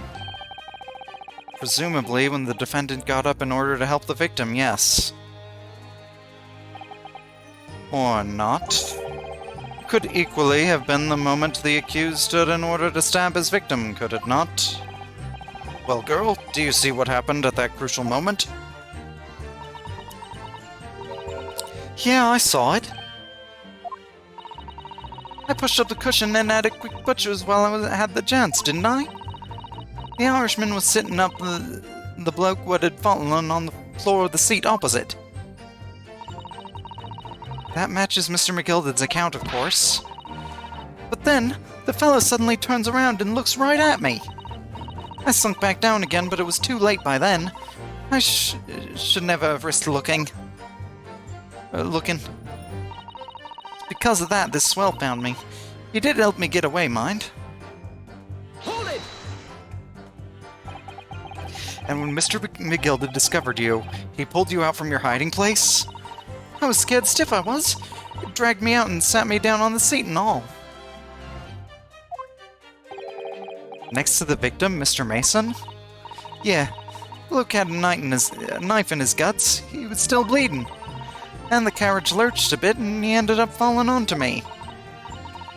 Ugh, how awful. Both me hands got covered in blood.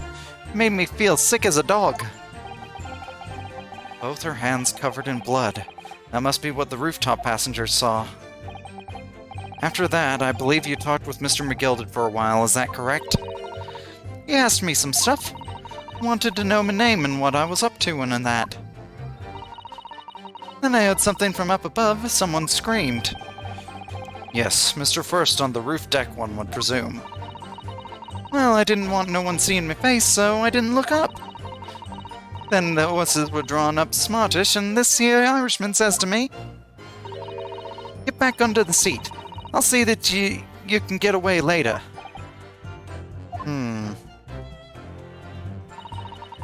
All 6 members of the jury had decided the defendant was innocent. For one brief shining moment, yes. It's clear that they are still very unsure. We could just find some conclusive piece of evidence among this new testimony. I'm sure we would clinch the verdict we want. Yes, I think you're right. And I have this niggling feeling. Something's bothering me, but I just can't quite put my finger on it.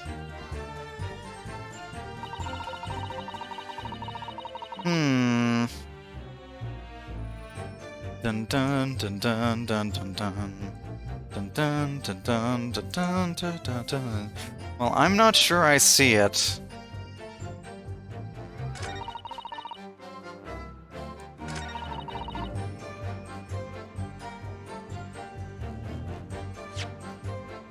Think we have to present something?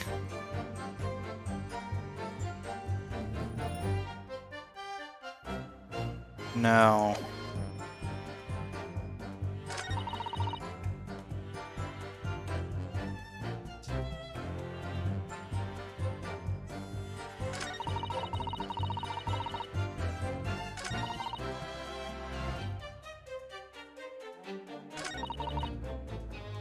I think we have to actually press this again. Hold it! I don't remember exactly what I have to do, but, so you couldn't see out into the cabin at all, most days push the cushion up with me head and look out the crack, thought you were a pickpocket, not a butcher.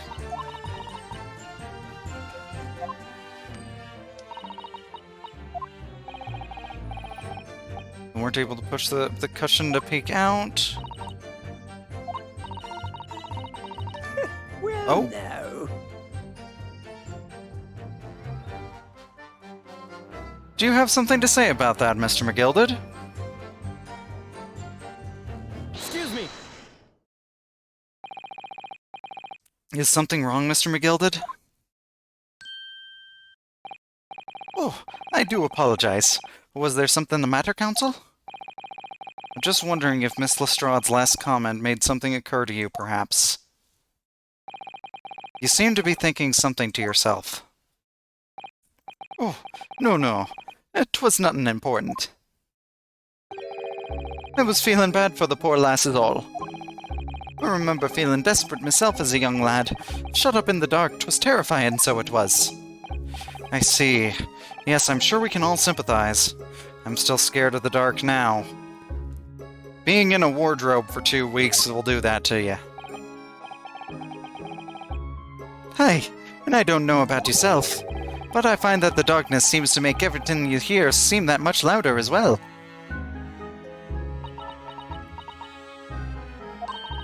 Yeah. I suppose it does, maybe. Miss Lestrade. Did you hear something that night? Anything? An unusual noise, perhaps?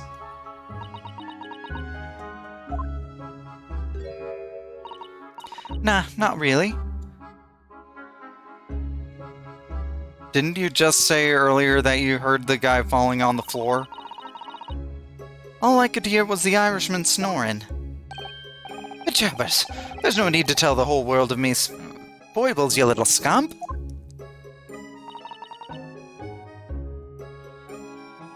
What a pity. Only Miss Lestrade had heard something. Might have given us a vital new clue. Yes. What should we make of that last statement of hers? My lord, I believe the statement just made by the witness is profoundly important. Profoundly important? But all she said was that she heard nothing. Yes, which is the profoundly important point. I'm almost sure of it. I'm almost sure that I don't understand the inner workings of your Eastern Mind, Counsel. Nevertheless, now don't you start with Van Zeeks' thing, too. Miss Gina Lestrade, you will supplement your formal testimony by repeating that last statement, please. What supplement? What are you on about? Don't give me all your fancy talk. I know what you're trying to do. Well, it won't work on me. That's right, insult the judge. Always a good move.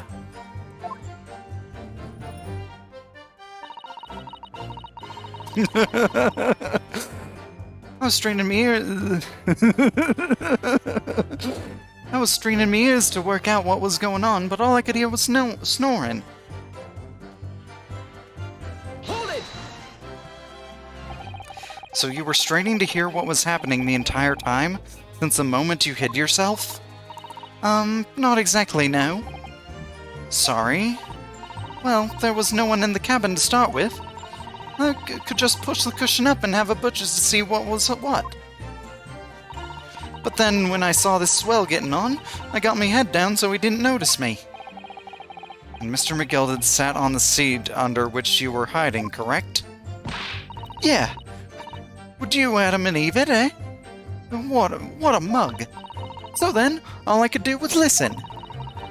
I was waiting to jump out of there as soon as I heard him leave, you see? But would he? Not likely. Even though we stopped here and there, I never heard the door open. So I just had to stay put and listen to him driving his pigs to market, snoring like an old dog he was. Are there any conclusions we can draw from that, I wonder?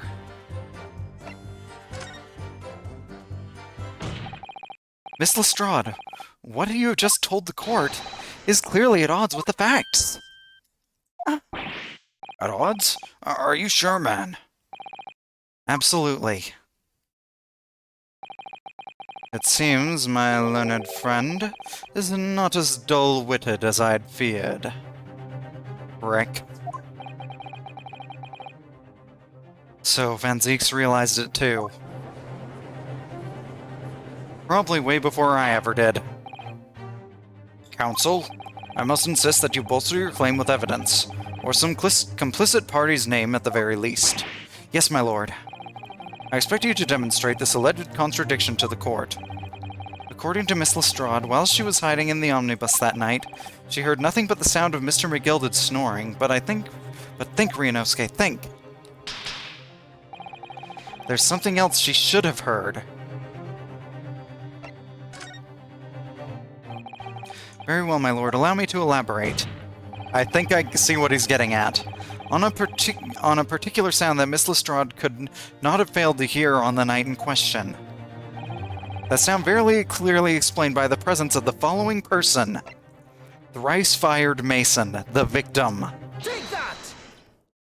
If she didn't hear anyone getting on, if she didn't hear any noise other than Mr. McGilded, she should have heard Mr. Mason getting on.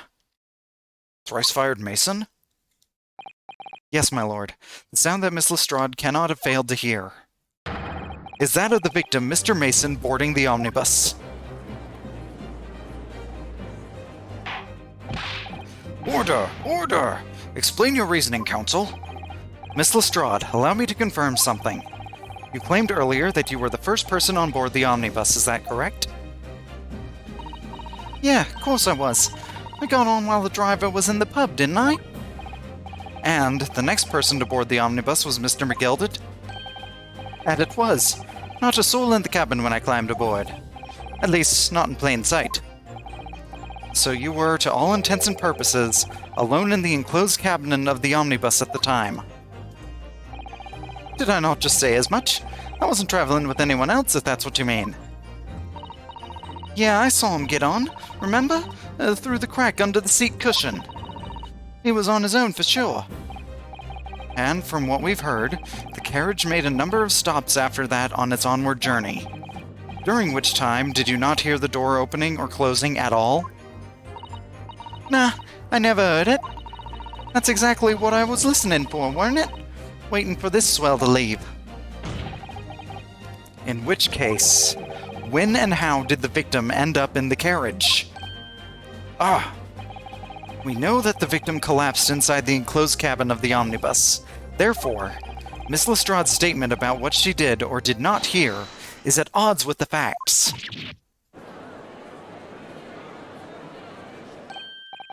Yes, this petty thief's statement was clearly flawed.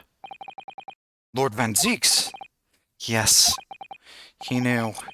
He knew all too well that there was an inconsistency in Miss Lestrade's statement. Dropped in through the skylight, calling it?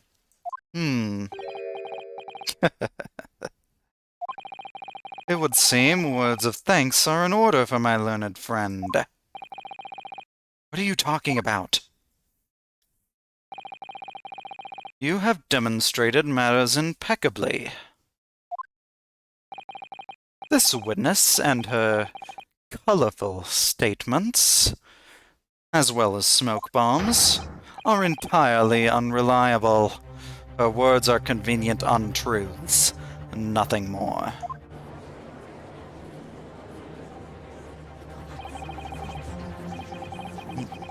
How could the victim possibly not have boarded the omnibus?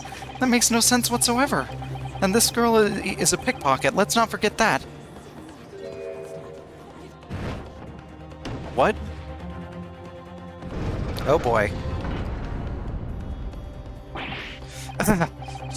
She didn't even say anything. I didn't want to judge the dear little mite just because she has some rather naughty ways, but I must say, I can't abide liars. And neither can I. Mr. Foreman. I didn't want to judge this girl just because she has some less than salubrious ways, but I must say, I cannot abide liars.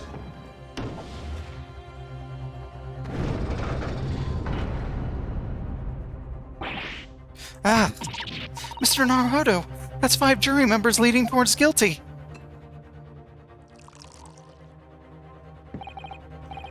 Well, your consideration for others is refreshing, my friend.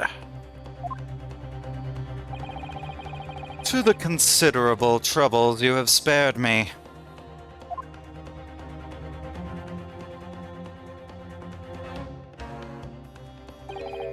Yes, very refreshing.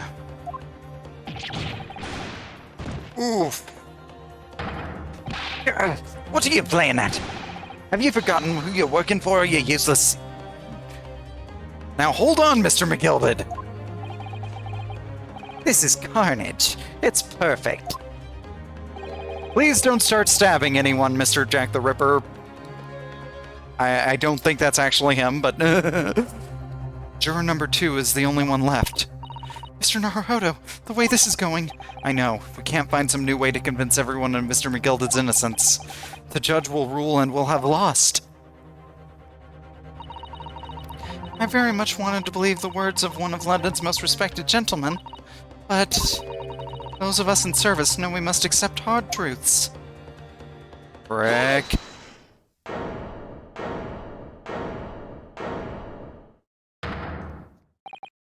Yes, the witness's last statement seems to have revealed a critical inconsistency in her story. However, if we consider the possibility that her statement is in fact the truth, it may shed an entirely new light on this whole case. What are you saying? Counsel? I'm sorry, sir? Whatever do you mean? Counsel, I will not tolerate you attempting to prorogue my adjudication. Explain yourself at once. When the accused boarded the omnibus on the night in question, the victim was nowhere to be seen. Subsequently, the carriage door was not heard opening a single time, as testified by the witness in the stand, and yet the victim's body was found inside the carriage. If this petty thief's words are to be believed, how do you explain the victim's miraculous appearance inside the cabin of the omnibus?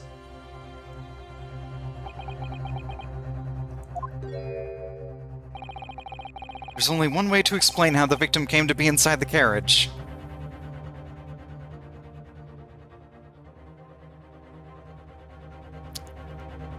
He was put there after he died. I guess, maybe. Obviously, the victim must have been placed in the carriage after he was killed. Tell me, my learned friend, what was the function of that obviously in your last sentence? Huh? Well said, Lord Van Zieks. The obviously is troubling me also. No! That's really not the point. The point is that the victim must have been moved into the carriage afterwards. Then answer me this. How could a cadaver have been placed inside a moving carriage? Well, obviously, I shall have to penalize the defense heavily for this irrelevant rambling. Okay, must learn to ramble more relevantly. The penalty is evidently not heavy enough, judging from those eyes, so I ask you again. Another entrance, yeah. If this petty thief's words are to be believed, how do you explain the victim's miraculous appearance inside the cabin of the omnibus? Skylight drop no jutsu.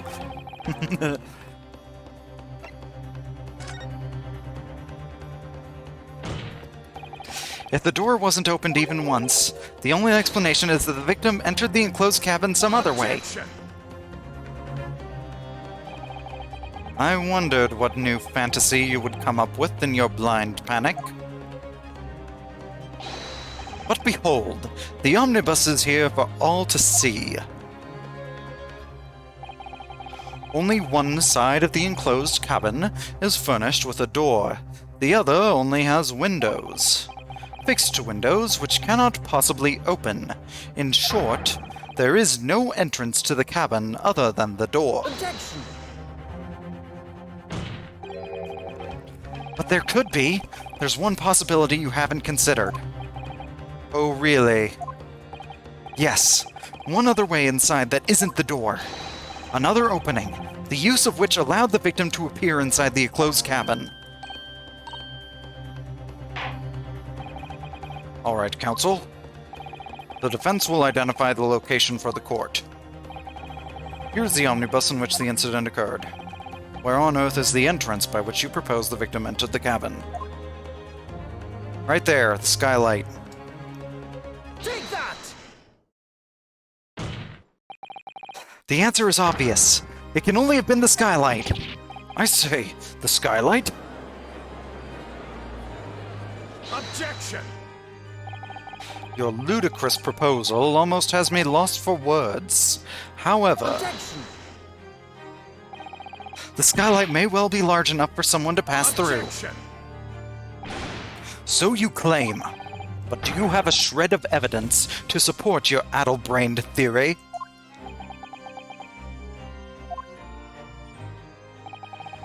Both Mr. McGilded and Miss Lestrade said the same in their testimonies.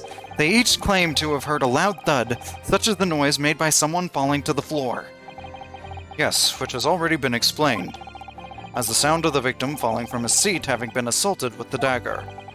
Yes, it has, but would a man slipping from the seat onto the floor really have made such a loud noise as the witnesses describe?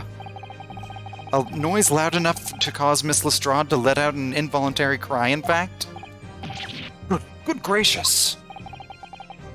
Perhaps, in fact, that was the moment that the victim made his entrance into the cabin. No, let me rephrase that. The victim didn't enter the cabin as such. He fell into it. Objection. You're now suggesting that the victim fell from the skylight into the cabin. That's simply impossible. How can you be so sure? Because if the victim had fallen inside through the skylight, as you say, the passengers on the roof deck would have seen it happen. And yet, not one person made mention of such events in their testimony. Well, yes, that's true, but hold it.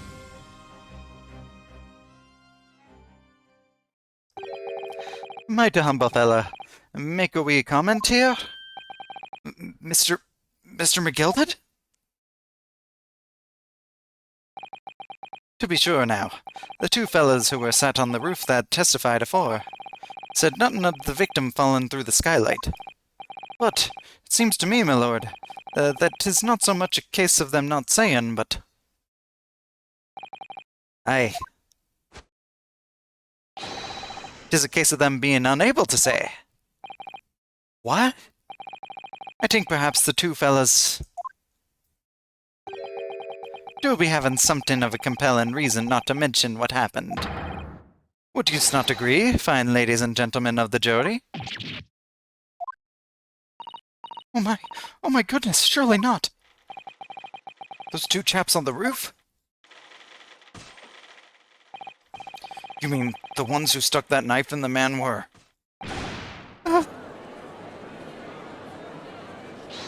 Hold it! Just what exactly are you insinuating here, you blitherer? You rotter, he said! You rotter! What are you insinuating? What the heck are you doing?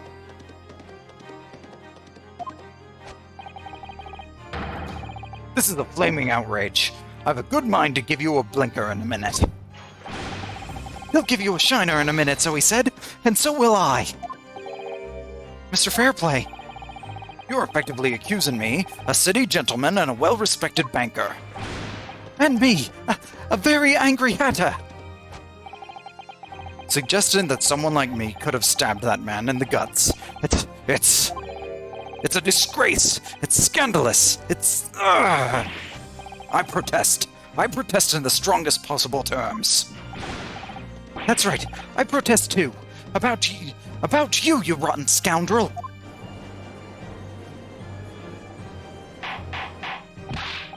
Order! Order! Order! This is not the time, witnesses. I will not permit this wanton invasion of the stand. Return to the anteroom at once. But this is beyond reason, my lord. It's outrageous! It's very hurtful, you know. My lord, if I may comment... Go ahead, Lord Van Zeeks. If it was the defense that incited this outburst, or it was the defense that incited this outburst from the witnesses, my learned friend has seen fit to abandon all protocol and accuse the witnesses without proof. Accuse? I never intended to... It seems, young man, that your command of the English tongue is wanting. Ugh.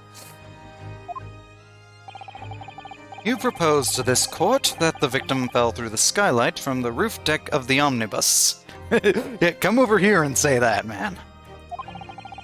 That hypothesis cannot possibly stand without the rooftop passengers being aware of the events. You have branded these gentlemen liars. You have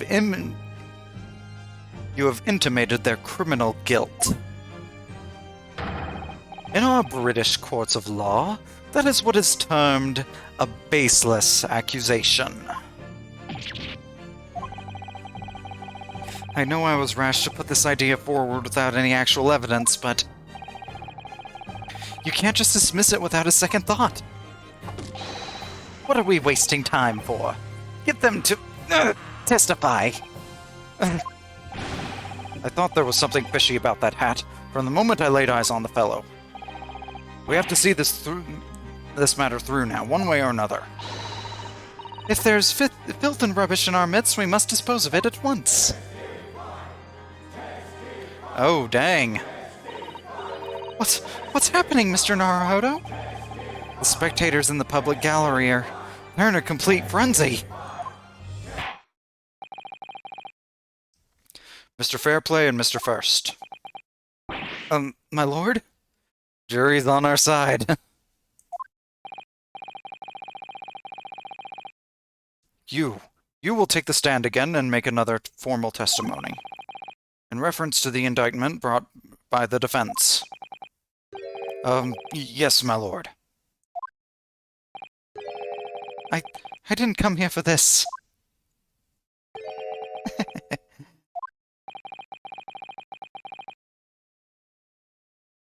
McGilded, why are you laughing like that?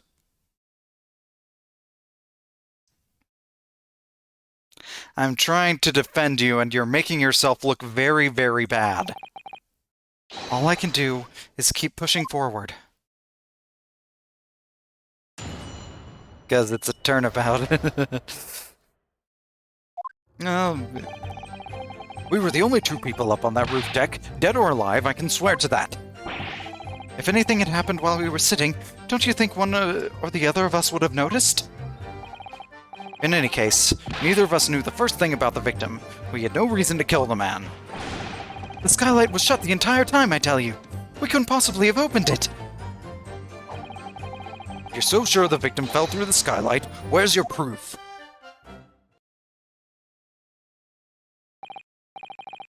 I must say that on listening to this testimony, it's somewhat hard to imagine how either witness could have performed any malevolent act on this open rooftop deck. Okay, I'm gonna look at the omnibus again. I'm gonna take a look at the skylight. Can we...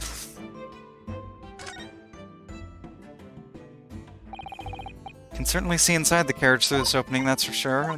There's a lamp in the enclosed... Okay, we'll have to look at it from the inside.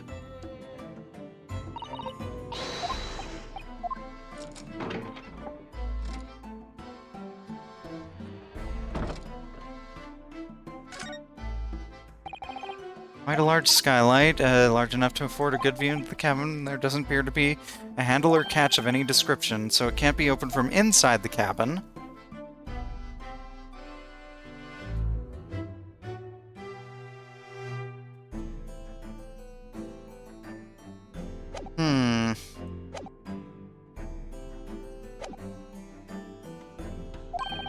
Without the other noticing forthwith. That's right. You see? We're innocent, I tell you.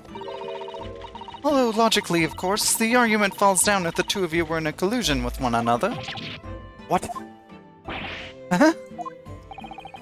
According to investigations by Scotland Yard, the two witnesses share no common dealings. Well, I don't trust coppers any more than I trust the stinking rich. Something doesn't feel right here.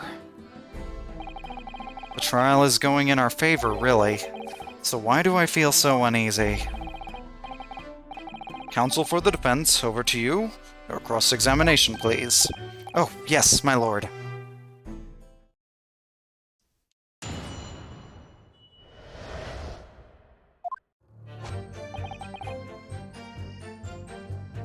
Okay, let's press that. So at no time did the victim, Mr. Mason, climb up to join you on the roof deck? Absolutely not. Dickon. No question about it, he said. None at all. Oh, but yes, of course. I remember seeing them both. Door was locked. I saw the victim inside the enclosed cabin talking with this man here. Is this true, Mr. McGilded? Dear me, my lord. At the risk of repeating myself, I boarded the omnibus alone and nodded off inside almost immediately. That's an outright lie. Without doubt you were engaged in... Let me stop you there, fella, and ask, do you have any evidence at all,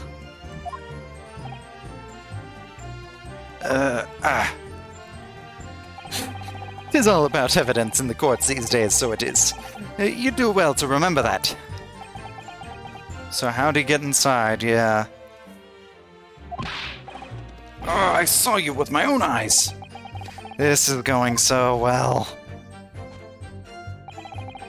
If anything had happened when we were sitting, don't you think one or the other would have noticed? Well, it was on the final run of the omnibus at past 10 o'clock in the evening. It would certainly have been quite dark, perhaps too dark to see clearly. Is this some kind of a lark? Is this some kind of a joke, he said? Is that what this is? Or perhaps one or the other of you fell asleep briefly? Are you Fair Dinkum, sir? What? Are you serious, sir? That's what he said. It's impossible, I tell you. I'd give you the keys to the vault if you could fall asleep in that bitter cold. And if you did manage it, your eyelids would freeze shut and you'd never open them again. That's extreme. It was extreme, I tell you. And we had to put up with it because this man had locked the door. Any true gent would have unlocked it and let me in when I knocked. I'm dreadfully sorry about that young fella. But you see, I was away with the fairies and I didn't hear you at all. That's a lie. I saw you through the glass. You were talking to someone. Now. 'Twas a cold night, so it was. There it is. People do be seeing things that aren't real in the cold. 'Tis hardly surprising. Seeing things! Seeing things! I believe we have reached an impasse here on this particular point. You! Don't take it personally now, lad. If I'm a suspect in this case, then 'tis only fair that you and the other fiend are too. Open and free competition is what a capitalist society is all about. No comment. This isn't a competition I should like to be involved in, really.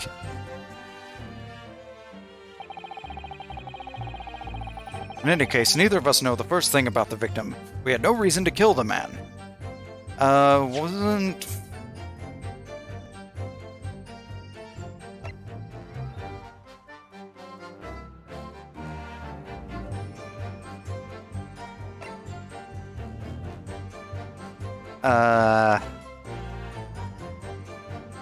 Hold it! So, you had never met Mr. Thrice-Fired Mason before? You're indebted to the man below, point. But I think they're talking about the victim. Oh, no. Not once. Never. He never met the man before, he said. Never! That can be well, fair.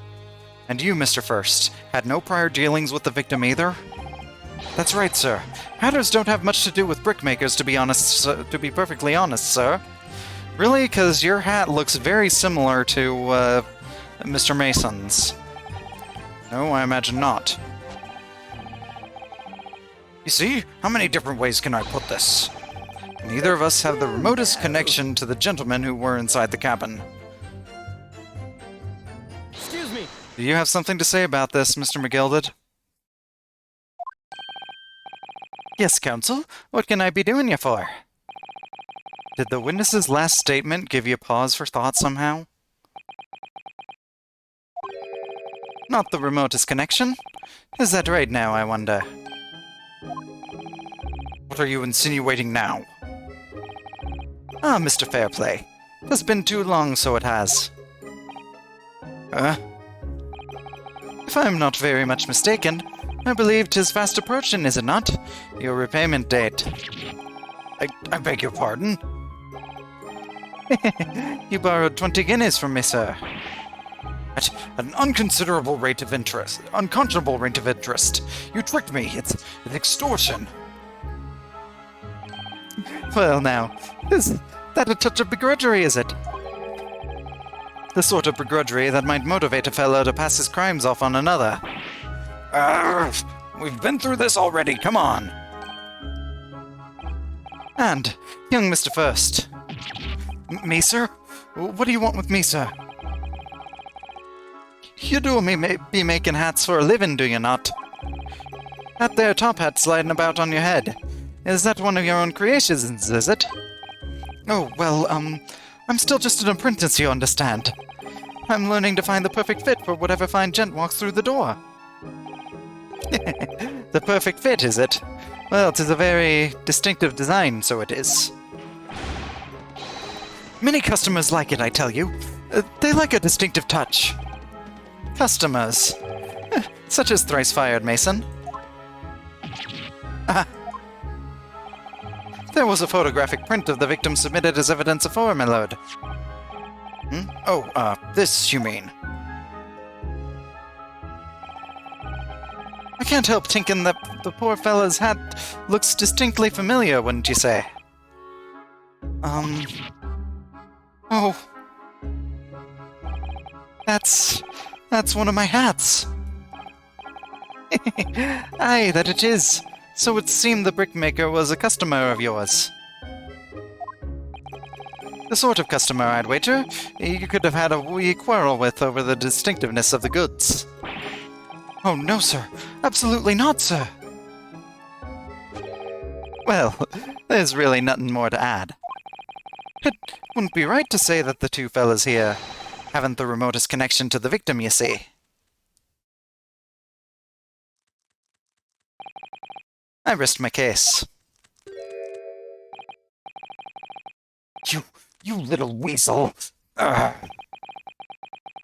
He's better at this than I am. Gosh, Mr. McGilded has certainly been thorough in his research, hasn't he?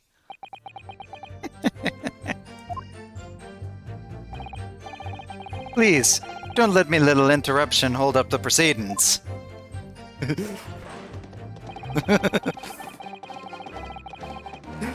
The skylight was shut the... He could die for this crime.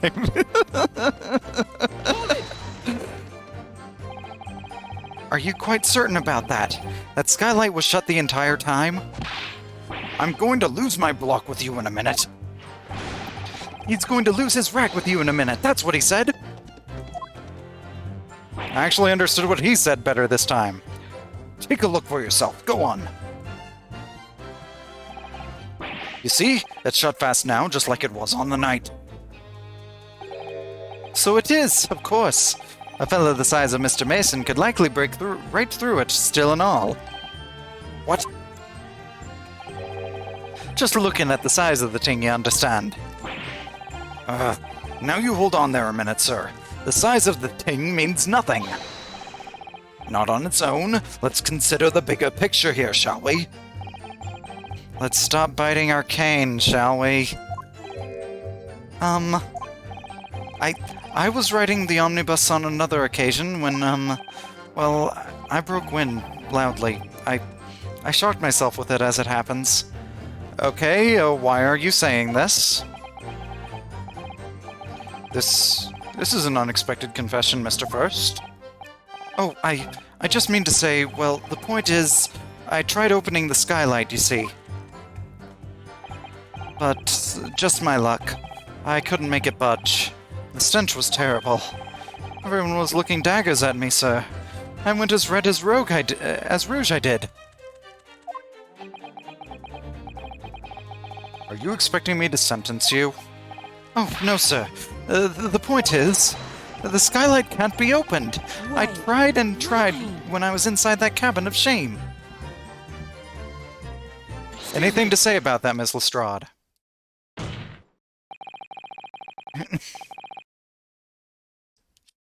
2 hours in the hot box. Oh no.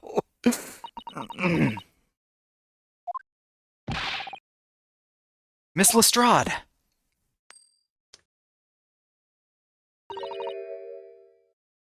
It opens. The skylight. That is what we were talking about, right?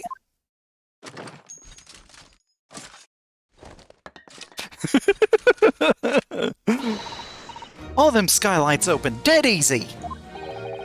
More easily than you can load that weapon. That's a lie, I tell you. Otherwise, when I broke wind, You can't do it from inside, you mug. Oh.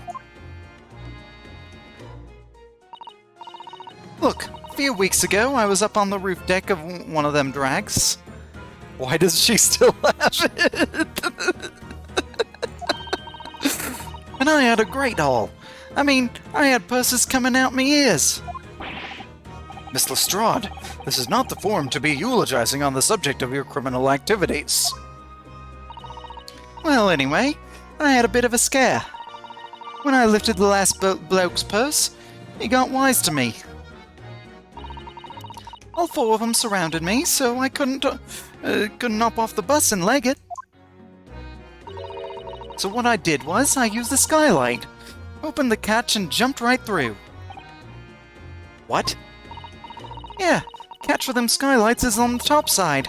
That's why you can't open them from the cabin. The skylight opens from the roof deck? Bailiff? Climb up onto the roof of the omnibus at once and verify the witness's claims.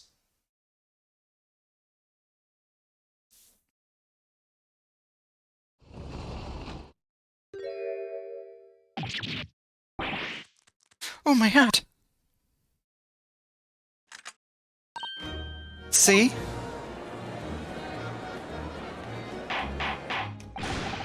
Order! Order! Order!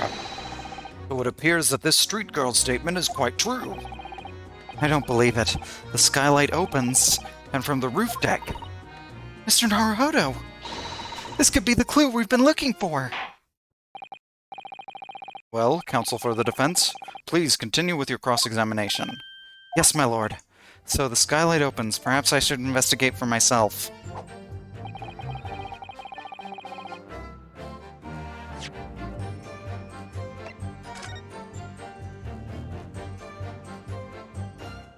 Okay, skylight opens from the roof.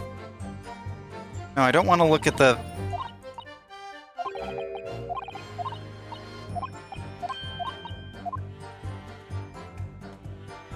I want to look at the skylight. Open it up. Hatch has been undone. We should be able to open it now.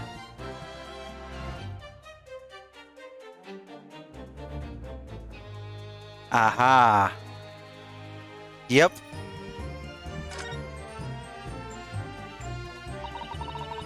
So this is the roof deck of the omnibus. No.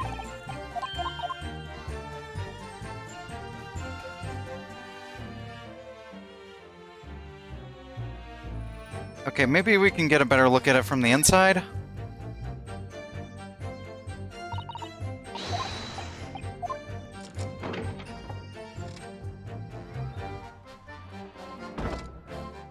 There we go. No.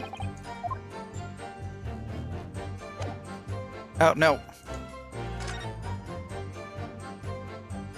I did not mean to go back. I wanted to...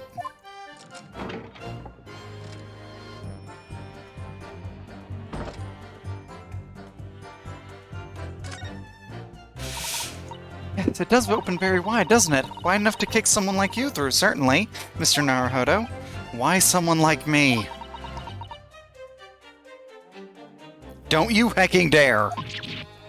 Ah! What is it? Look, just here! Look at this! That's, without question, it's blood! Why would there be a blood stain there? Surely, it can't be unrelated to the case, can it?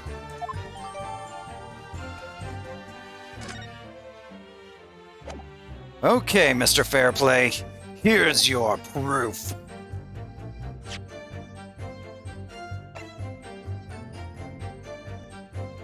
Objection! On the night in question, the victim was fatally stabbed in the stomach, and immediately afterwards, the victim's body was pushed through the skylight into the cabin below. Those are the facts, and the irrefutable proof remains clearly visible on the omnibus that stands before us today in this very courtroom. What? That's utter humbug. You can't possibly have any evidence. No, you can't. I mean, we didn't do it, I tell you. It's impossible.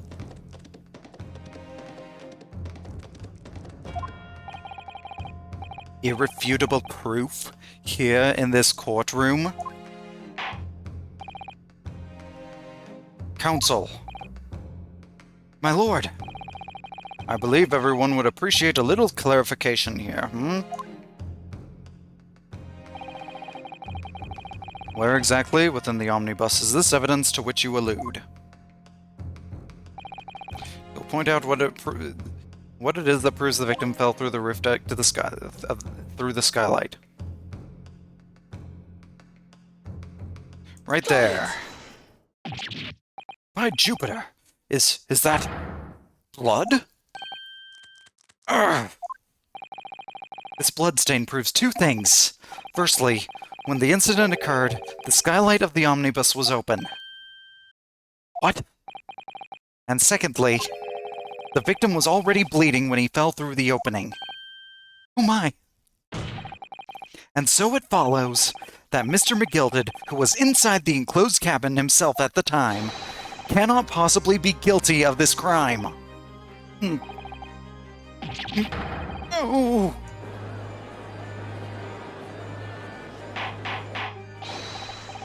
Order! Order! Order! But... The blood could have sprayed up there when the fellow was stabbed inside the cabin. It only found its way to that one particular spot on the skylight? Sure, and that would be very convenient.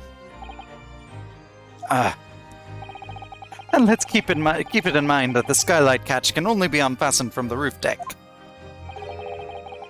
I myself wouldn't have been able to open it now, would I? But... There's no way to know for certain, is there? If the gent really fell through the skylight, I mean. Why don't you have a good look at the floor of the cabin between the two seats, Mr. First? Tis all too plain, if you see. There's the aftermath that shows the poor fella dropped from the fair height right there, so it is. What? No! But it can't be. It's a lies! My fellow jury members, I think we can all agree that this is clear proof of the defendant's innocent, can't we? I believe we can, yes, sir. It's clear to me now where the filthy rubbish can be found in this courtroom. So, they thought they could pull the wool over my eyes, did they?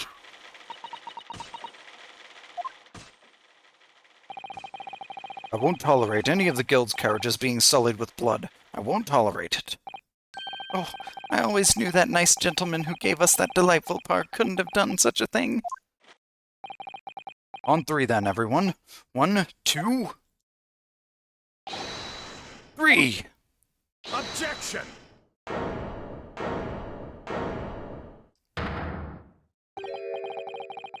A chilling performance, Mr. McGilded. Oh? And what would you be referring to there now, Lord Van Zeeks? A bloodstain on the frame of the skylight? Such evidence is null and void. What? Why?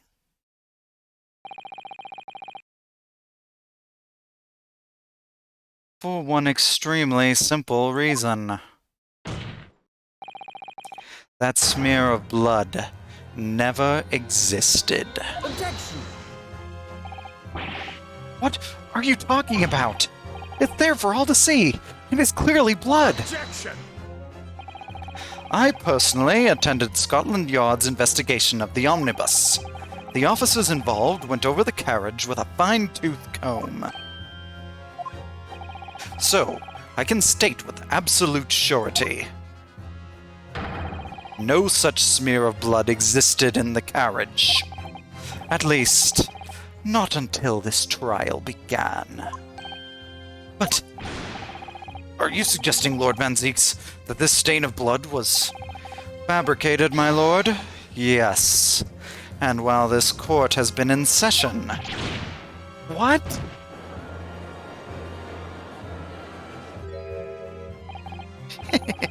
What a palaver.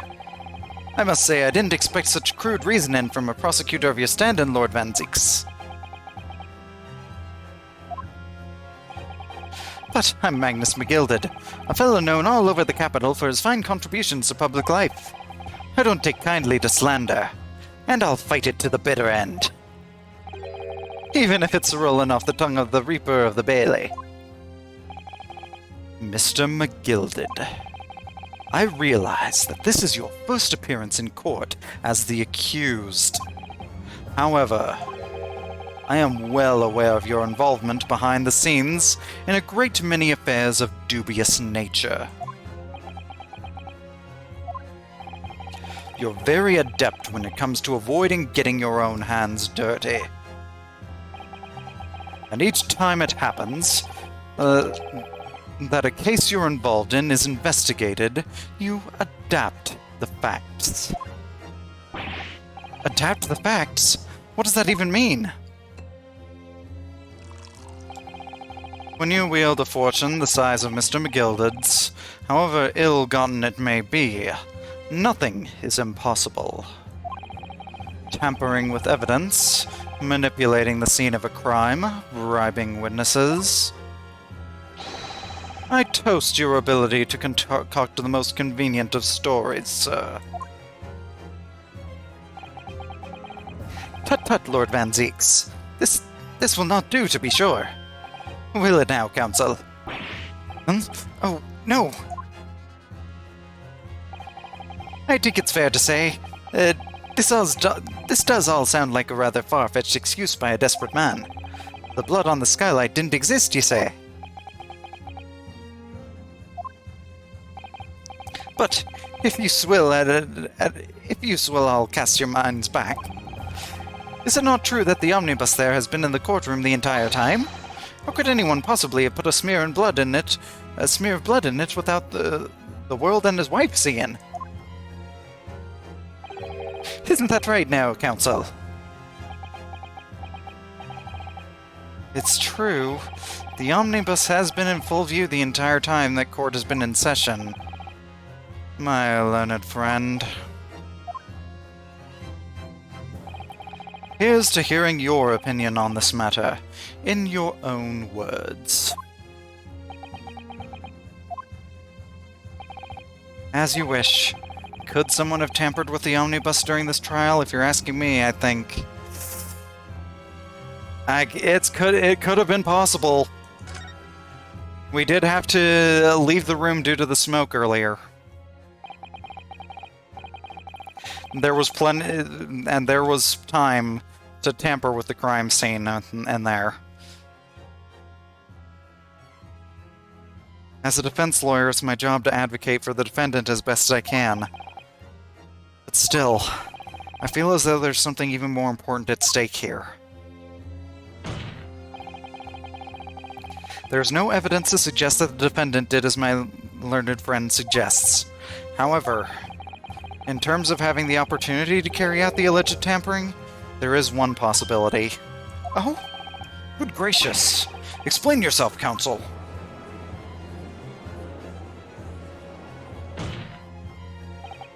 Yes, there is.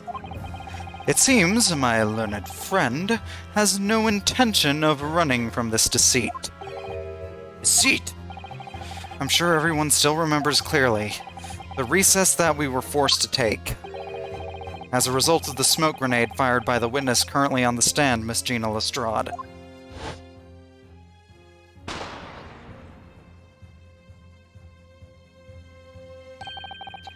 What is going on?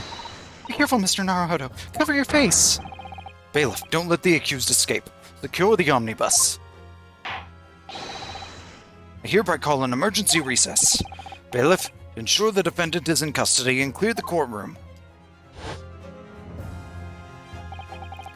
The courtroom was filled with smoke, and everyone was thrown into confusion. All of us were made to leave this chamber. In that brief interval, under the veil of smoke and in all the chaos, it could have been possible to steal inside the omnibus.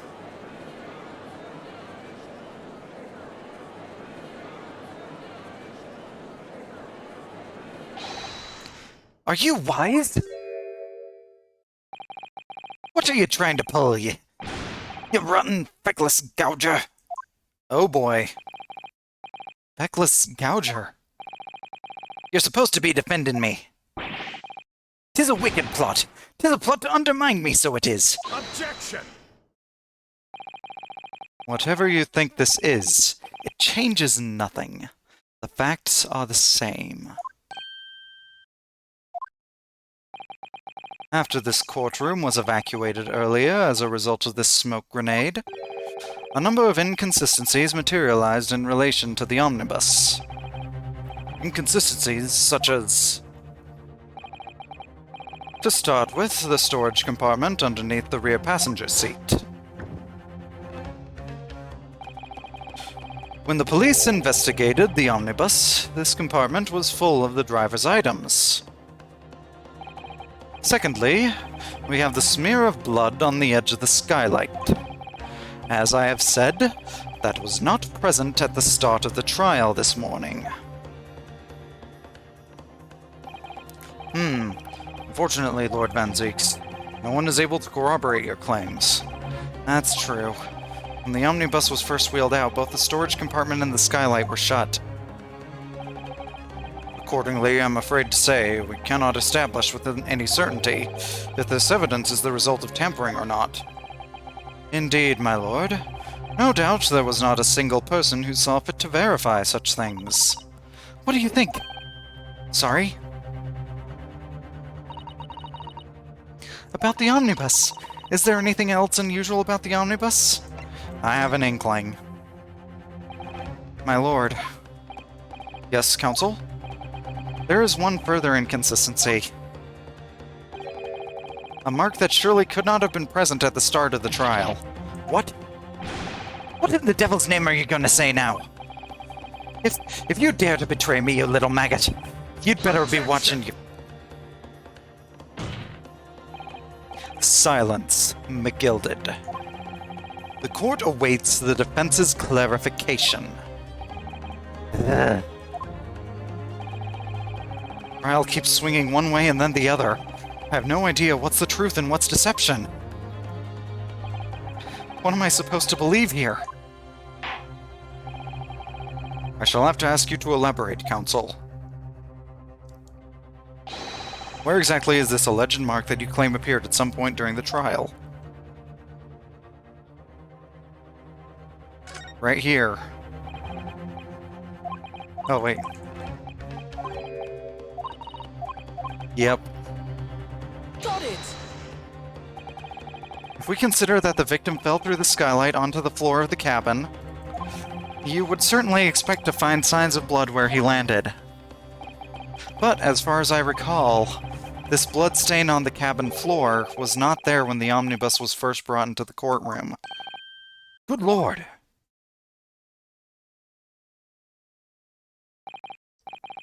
Yes, I do believe you're correct, counsel. Well said. Although, as advocate for the defense, one might say that was a very careless slip of the tongue.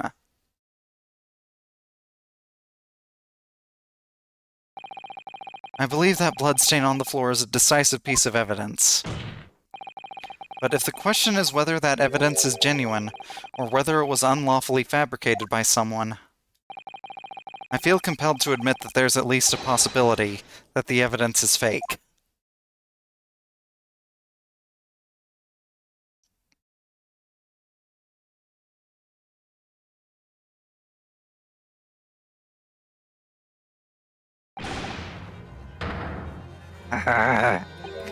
This trial is over.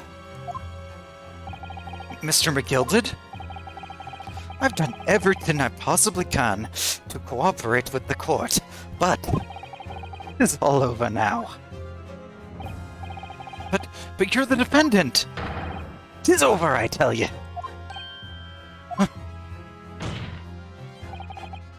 Memory, recollection, what people think they saw, 'tis all a nonsense.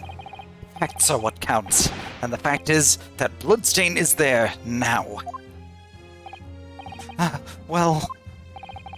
And over the course of this desperate trial, long and extremely drawn out as it has been, that good-for-nothing Reaper of the Bailey has failed to present any decisive evidence at all. I'm scandalized, so I am. I'd thought better of Lord Van Zeeks. Well, my lord?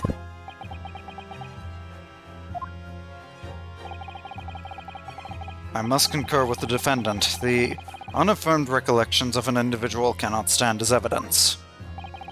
At this moment in time, the particular bloodstain in question is very much in existence, and in the absence of any credible method by which to prove its alleged previous non-existence.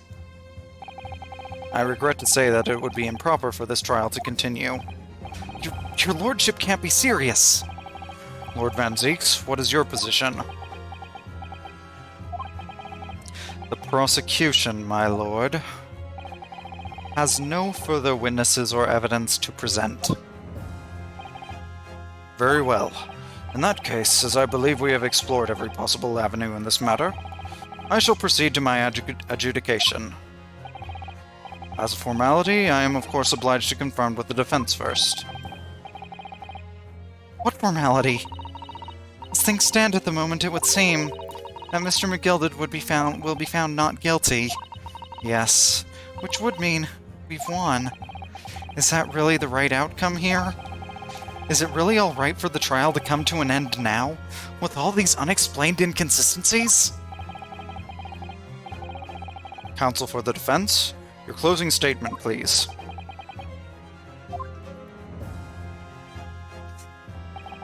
Yes, my lord. The defense believes...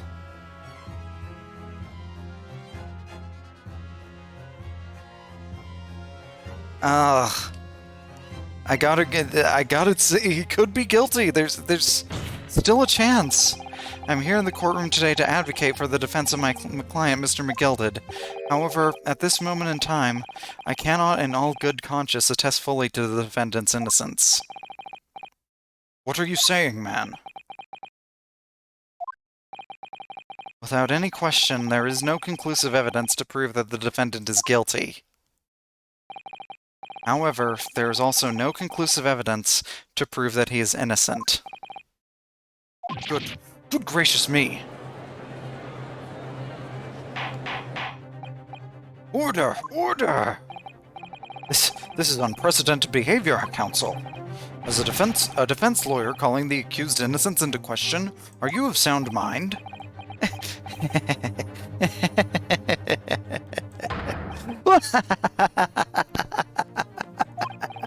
Oh, 'twas a grand decision to appoint you as my lawyer. So it was a grand decision. What? I must say, I didn't expect quite such an exciting spectacle at the end there, but still. Here, have this for your troubles. Your job here is done, fella. And some fine work you've done, so you have. What do you mean? 'Tis just as the right honorable gentleman so succinctly put it afore. The trial can't go on anymore. And your closing statement there was, how did he put it now? Nothing more than a formality.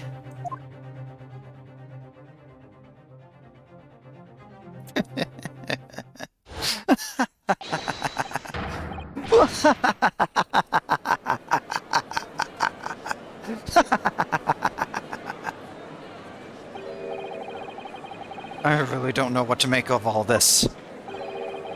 Was the evidence we've seen genuine, or was it fake? His lordship would be fuming. Any unsightly rubbish should be disposed of promptly, as I said. The stinking rich are always guilty of something. You... mark my words. I feel terribly ashamed that I ever doubted that lovely man who gave us the lovely park. Now that proceedings have unfolded in this way, I am compelled to declare a premature end to this trial. Furthermore, the court must accept the defendant's plea.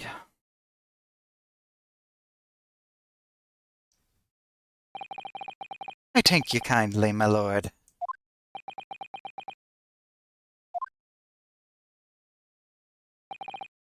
I hereby pronounce the verdict of this court.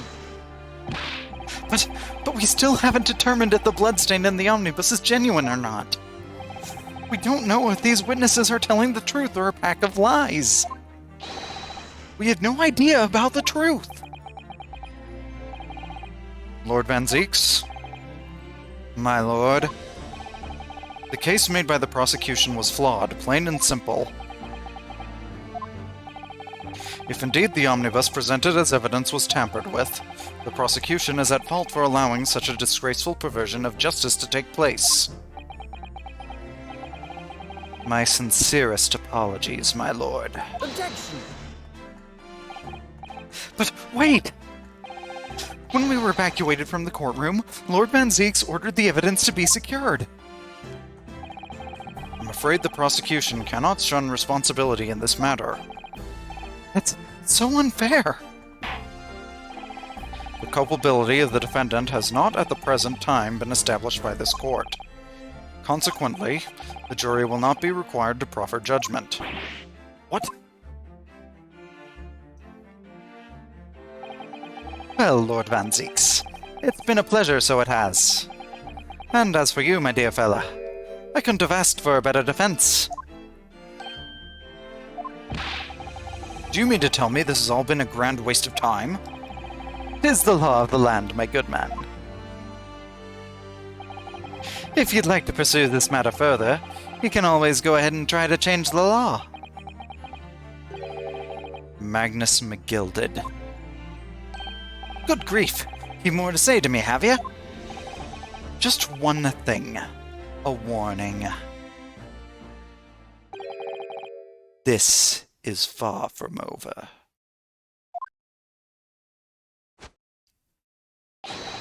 Well, something to be looking forward to then.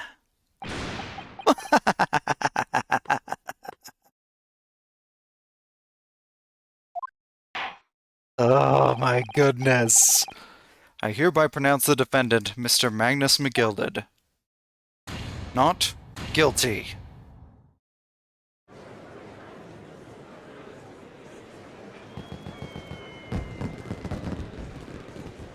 Is this really worthy of confetti and fireworks, though? This, I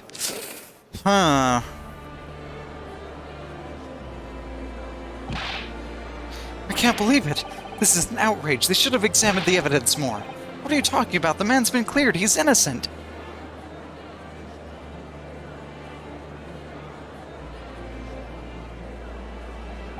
Well, that is rather unusual for an Ace Attorney trial. With the courtroom in pandemonium for the second time that day, the judge delivered his verdict, and my first ever trial in Great Britain came to an abrupt end. With the defendant being found not guilty, ostensibly a victory for us.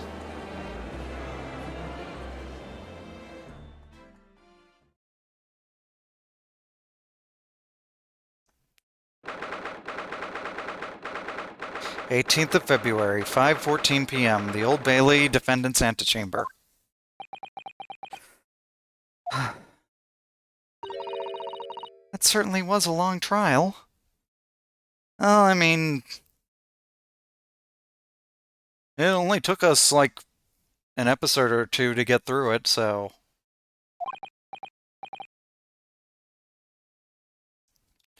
Yes it was. Your first ever trial on foreign soil and your first victory. It was a wonderful performance. My heartfelt congratulations. And to you, Miss Susato. Thank you for your assistance. I suppose we should be happy. I suppose we should be happy. The trouble is, we're still completely in the dark about what actually happened. Well, we didn't have enough time. But isn't it wrong? I mean, who was actually responsible for Mr. Mason's death? We don't even know that. The sole aim of the defense is to obtain a verdict that exonerates the defendant. You carried out your duty to perfection. Aye, that you did. Mr. McGilded! And that girl is with him, too. Well, it seems the stories are true. Oh, what stories? About the 6 enormous fireworks they do be letting off when there's a verdict of not guilty. Aha. I'm sure you must have seen them now. Spectacular, wouldn't you say? Yes, I'm surprised the place is not on fire. Yes, definitely. I mean, firing off fireworks inside? I'd heard it was a sight to behold, and to be sure it was.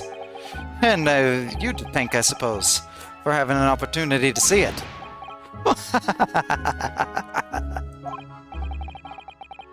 Oh, I don't know about that. I'm not sure I really did anything.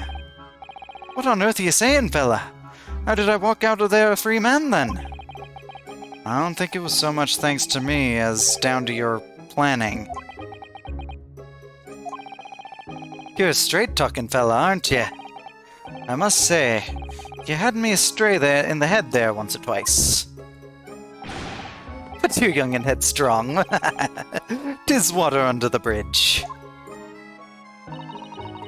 Congratulations, Mr. McGilded, on having your name cleared. But nothing's resolved. There's only one thing that matters to me. Oh? Aye. They've all seen that I didn't do that odious and, abstinent deed. 'Tis grand, is it not? I suppose it is. Now, the fine fellows of Scotland Yard can take matters into hand and sort out any wee details. They'll see it for what it is. They'll get to the truth. I've absolute faith in them, so I have. After all, I do be providing a good number of their wages with all the taxes I pay.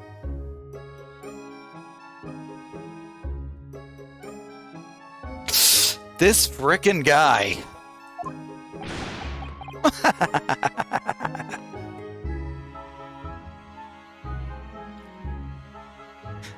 I am sorry I took up the chance to defend you. It's not that funny. So then, as we agreed aforehand, 1,000 guineas for your troubles, fella. Oh, no, I couldn't possibly accept that much. I'd be whist. You're a humble people, are you, from the east? Well, if you insist. But have this, still and all. You deserve a reward. Mr. Magnus McGilded. Everything is ready, sir. If you'd like to follow me into the courtroom. Into the courtroom? What's this, officer? 'Tis sooner than I was led to believe. I hope it's not inconvenient, sir, but there were some changes to the schedule. Well, I must be making tracks now. 'Tis time for the inspection. Sorry, what inspection? They're going to examine the omnibus again, so I'm told. I asked if I could present for it myself. If I could be present for it myself. They're going to examine it again now? Naturally. I'm under no obligation to take part in any more of this matter now. But as an upstanding member of London society, I do be doing my best to help where I can. 'Tis a gentleman's duty, so it is. So then, fare thee well. 'Twas an absolute pleasure meeting yous. I hope you have a whale of time while you're studying here in Great Britain. And there he goes, a free man. And what about you? I forgot she was here too. Please don't point that thing at me. Don't move! Whereas I want to say, get a move on. It really does take forever to load that thing. It's not gonna do you well in an actual fight, Miss Lestrade. Miss Lestrade, would you mind putting that thing down? You're a grown-up. Sorry? And I hate all grown-ups. Ah,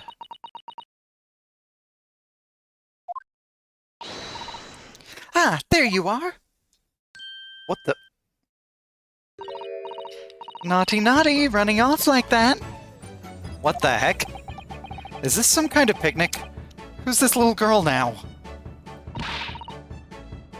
And taking that with you as well? I was looking forward to the trial run of my experimental smoke grenade launcher. Oh, do you want to play? You won't beat me. I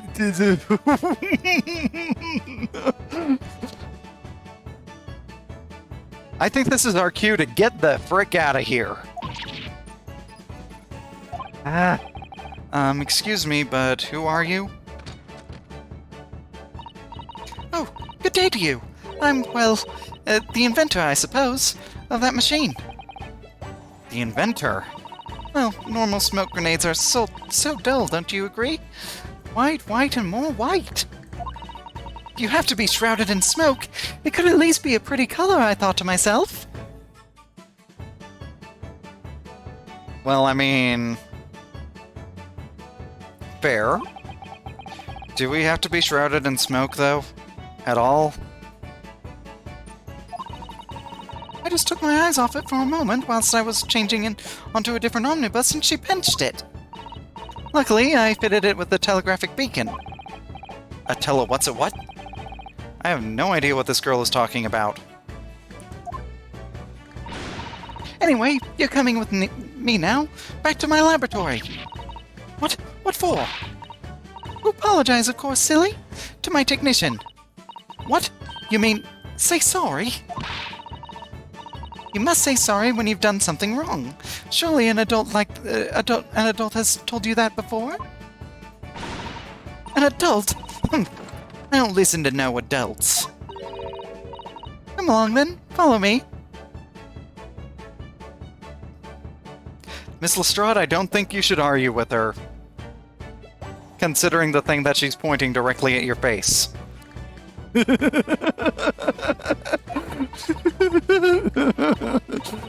Fine, have it your way.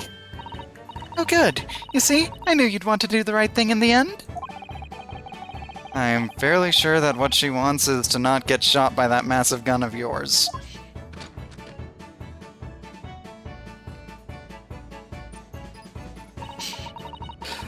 We'll be leaving now then. Bye-bye. Oh, I'm sorry for all the fuss.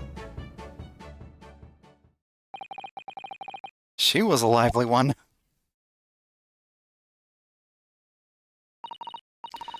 Well, do you think perhaps we ought to be on our way now too? Yes, you're right, but... where to? Oh, We haven't had time to find a place to stay. No sooner had we arrived in London than we had to rush here. All our traveling cases are still with the bailiff. I was originally planning to spend today in search of lodgings, but at this late hour in the day, I'm afraid we may... At this late hour of the day, I'm afraid we may be out of luck. Don't worry, though. I have a plan. If the worst comes to worst, I've heard of a lovely park where we could spend the night. Please tell me you're not thinking of McGilded Park. I don't really want to think about that guy after what we just went through. I know it may be a little chilly at this time of year, but our youthfulness will see us through. Spending the night at a park. On our first trip abroad. Yay!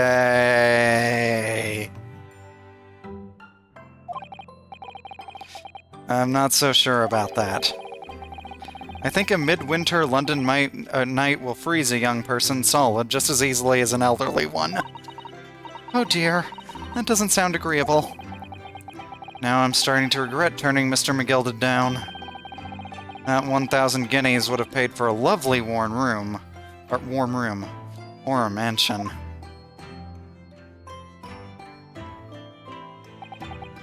And so, the trial to determine my worthiness for the study tour was over by the end of our first day in London.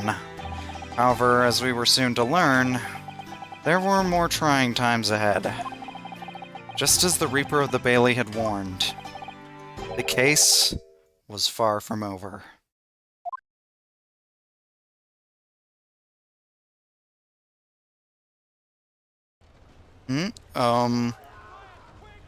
What's going on? Get the fire brigade! Water! Bring water! Oh, shoot! What the? How did this happen? I don't know, sir. By the time I got here, it was already engulfed. No one was supposed to be allowed in here before we started investigating. Oh boy, and there's someone in there? Oh no! Holy frick! No. Oh, good God. There's someone in there.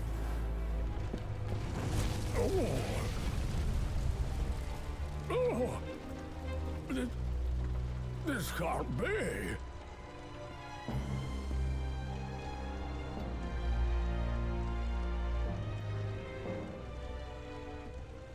Sheesh.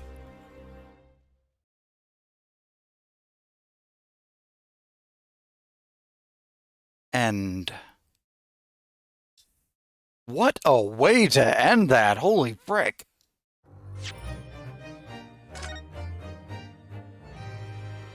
Okay, so we only have about half an hour left, but we can at least get started on episode 4, Adventure of the Clouded Kokoro.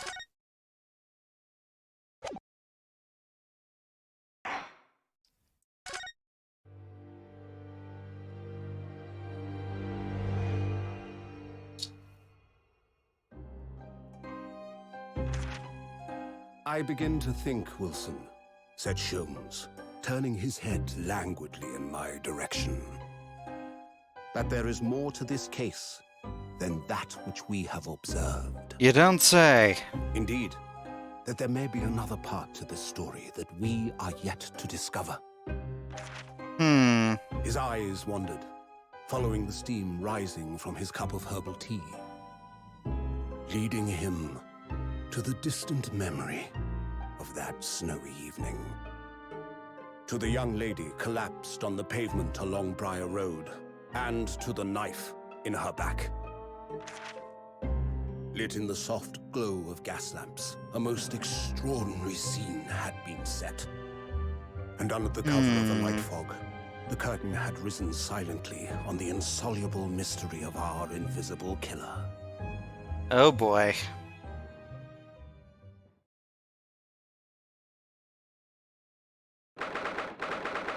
"19th of February, 9:47 a.m., British Supreme Court, Lord Chief Justice's office."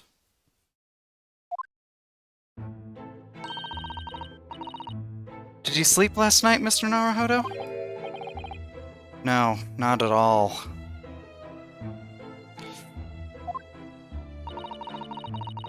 It was an enormous hotel, wasn't it?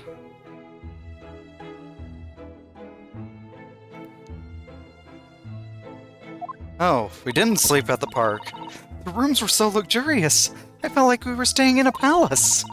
And with all the gaslights twinkling, it was brighter than day, even in the middle of the night.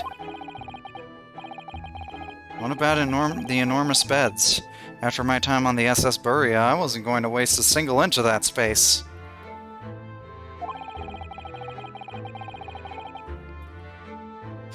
I spent the entire night rolling from one end of the mattress to the other.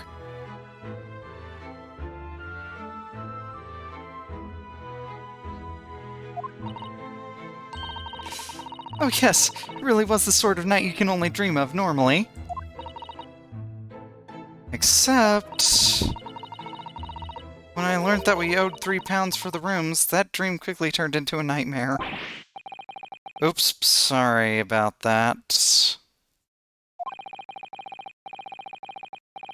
The building was so impressive that the entrance so inviting, I just wandered in without thinking.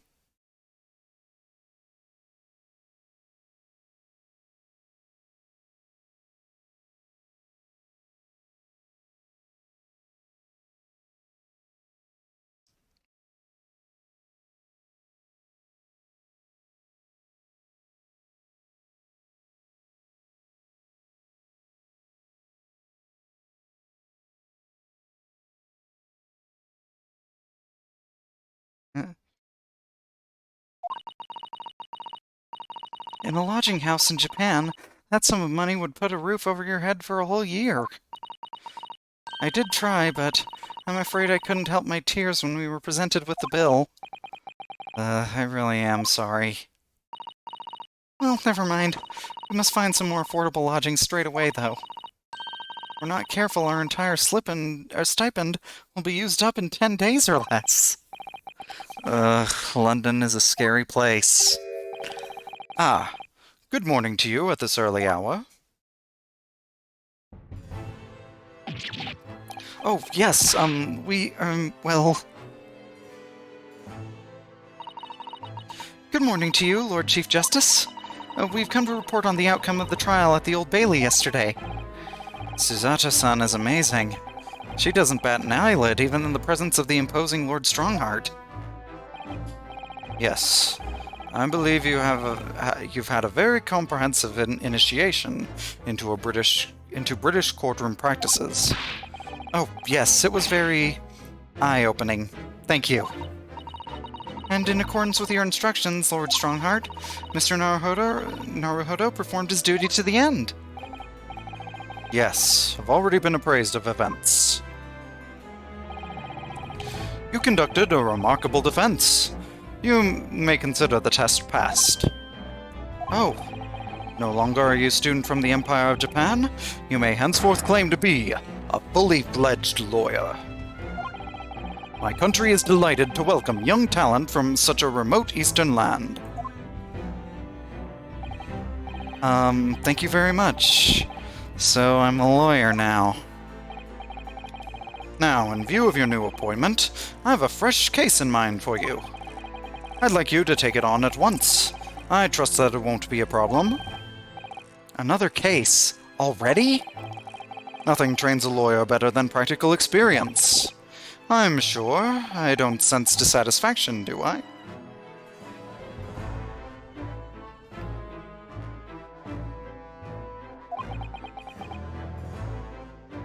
No scam likely.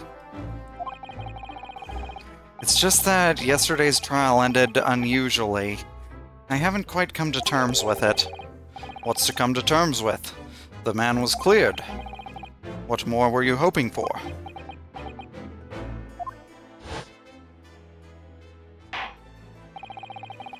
The culpability of the defendant has not at the present time been established by this court. Consequently, the jury will not be required to proffer judgment. Well, Lord Van Zeeks, it's been a pleasure, so it has. And as for you, my dear fella, I couldn't have had asked for a better defense.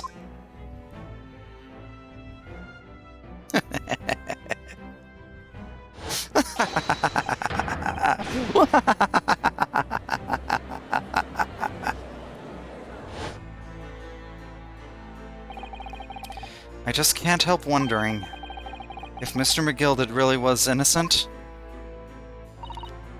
Mr. Naruhodo! It's just that I never managed to ascertain the truth. And then the trial ended. Well, you needn't let it trouble you for a second longer. Sorry? What do you mean, Lord Strongheart? Magnus McGilded passed away, immediately following the trial. No!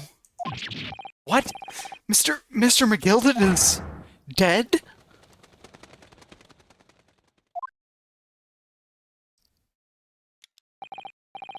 I have 19 minutes and 41 seconds until my next engagement. Time enough to talk.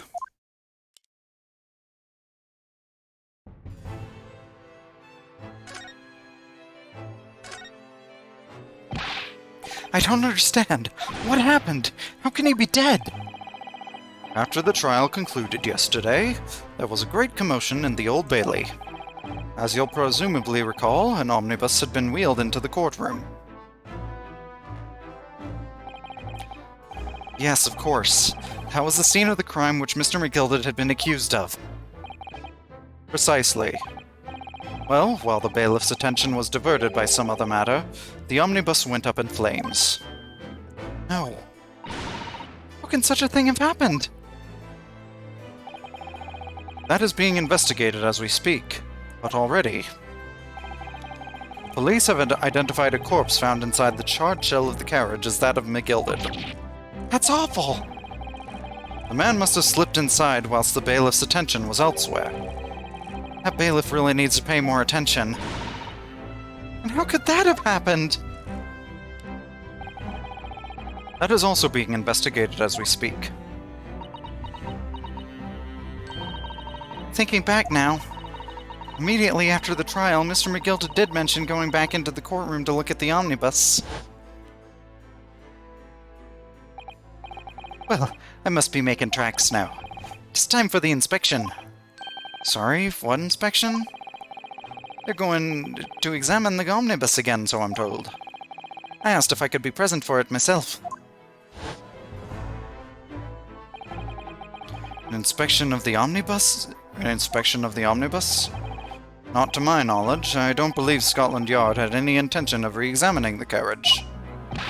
But then who was Mr. McGilded talking about? Never mind that now.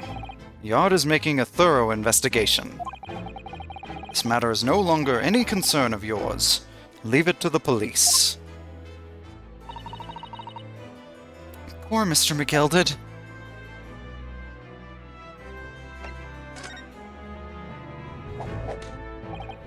So, how did you find your first taste of our country's Supreme Court?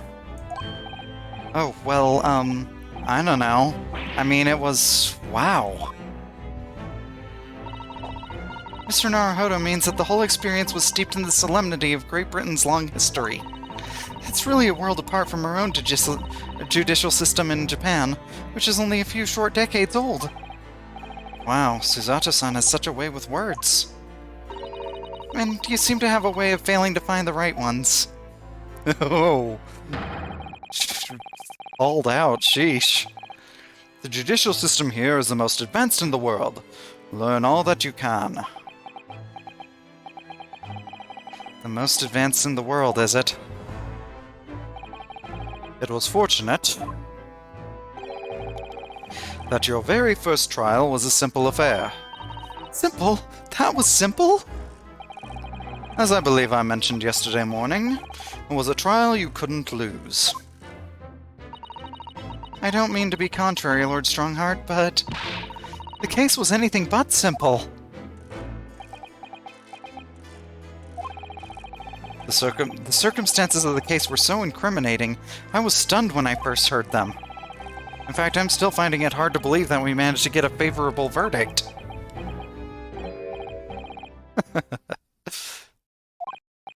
Is this something funny?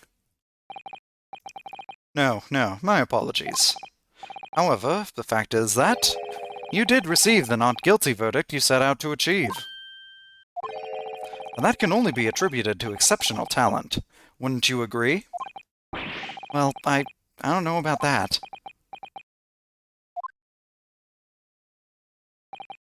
Well, never mind. You exceeded my expectations, I freely admit. That much at least is an undeniable truth. Which is precisely why I've prepared the new case for you that I mentioned before. What's going on? What was he going to say before?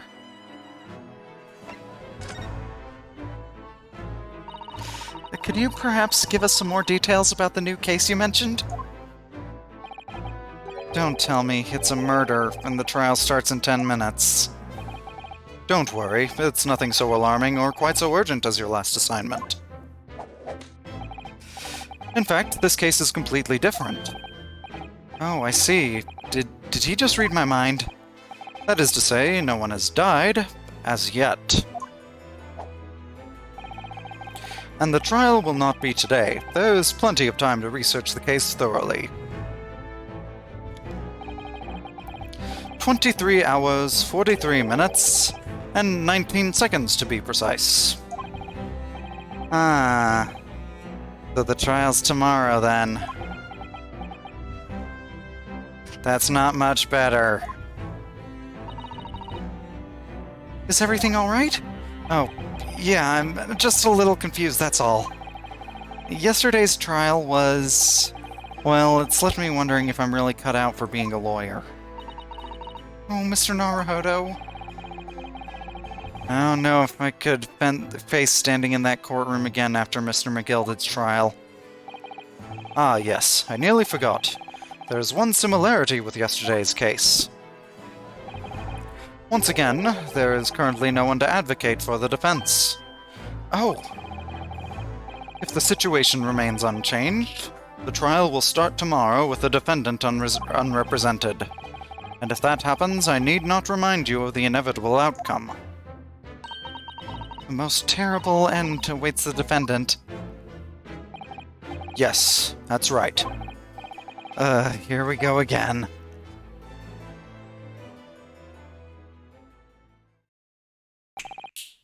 Your time is up. You will have to excuse me. I would advise you to begin making preparations for tomorrow's trial. After all, the clock is ever ticking. There is now but 23 hours, 26 minutes, and 39 seconds until the court sits. Last time he mentioned the 23 hours, he said there was plenty of time.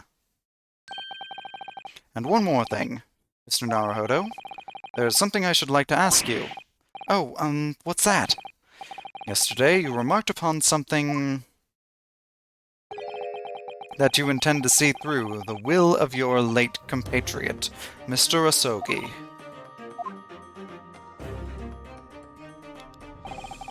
I would be interested to hear what exactly you mean by that. Inside 34 seconds. Oh, well, Kazuma always used to say, you see, that he wanted to learn how the greatest justice system in the world works so he could change ours in Japan. Now that he's gone, I'd like to work towards that myself. And there's another thing. Oh? Another thing? Continue. On the way here, on the steamship, he said something to me. There's something very important that I have to do. Something very important? And what exactly would that be? He never had a chance to tell me. I suppose he would have done if he'd ever made it to Great Britain. You're out of time. Well, thank you for an enlightening discussion. Mr. Naruhodo, what's this all about? Mr. Asogi never once mentioned anything of the sort to me. I urge you both to focus your attentions on the matter at hand. I've taken the liberty of summoning the police inspector in charge of the case. He'll be able to apprise you of the details. How long has he been there? So, I wish you the best of luck, and bid you farewell.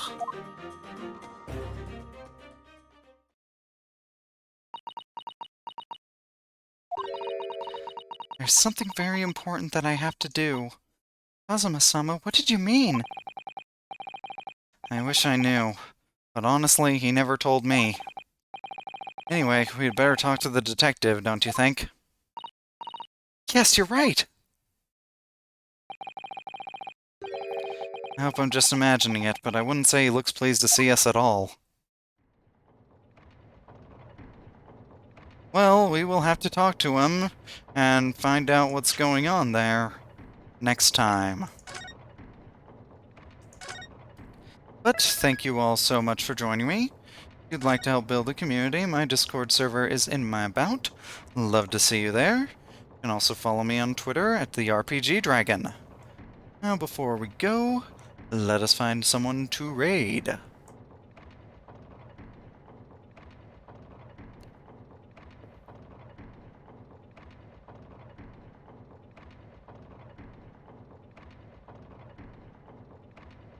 Ooh. Yes.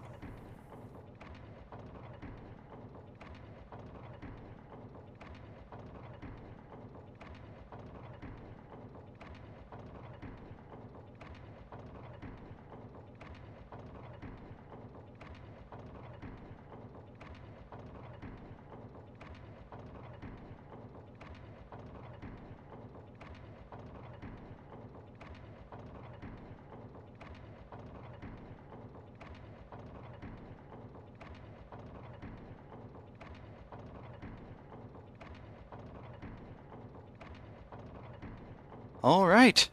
So, until next time, this has been the R-Dragon, and I look forward to welcoming you back to the den. Farewell.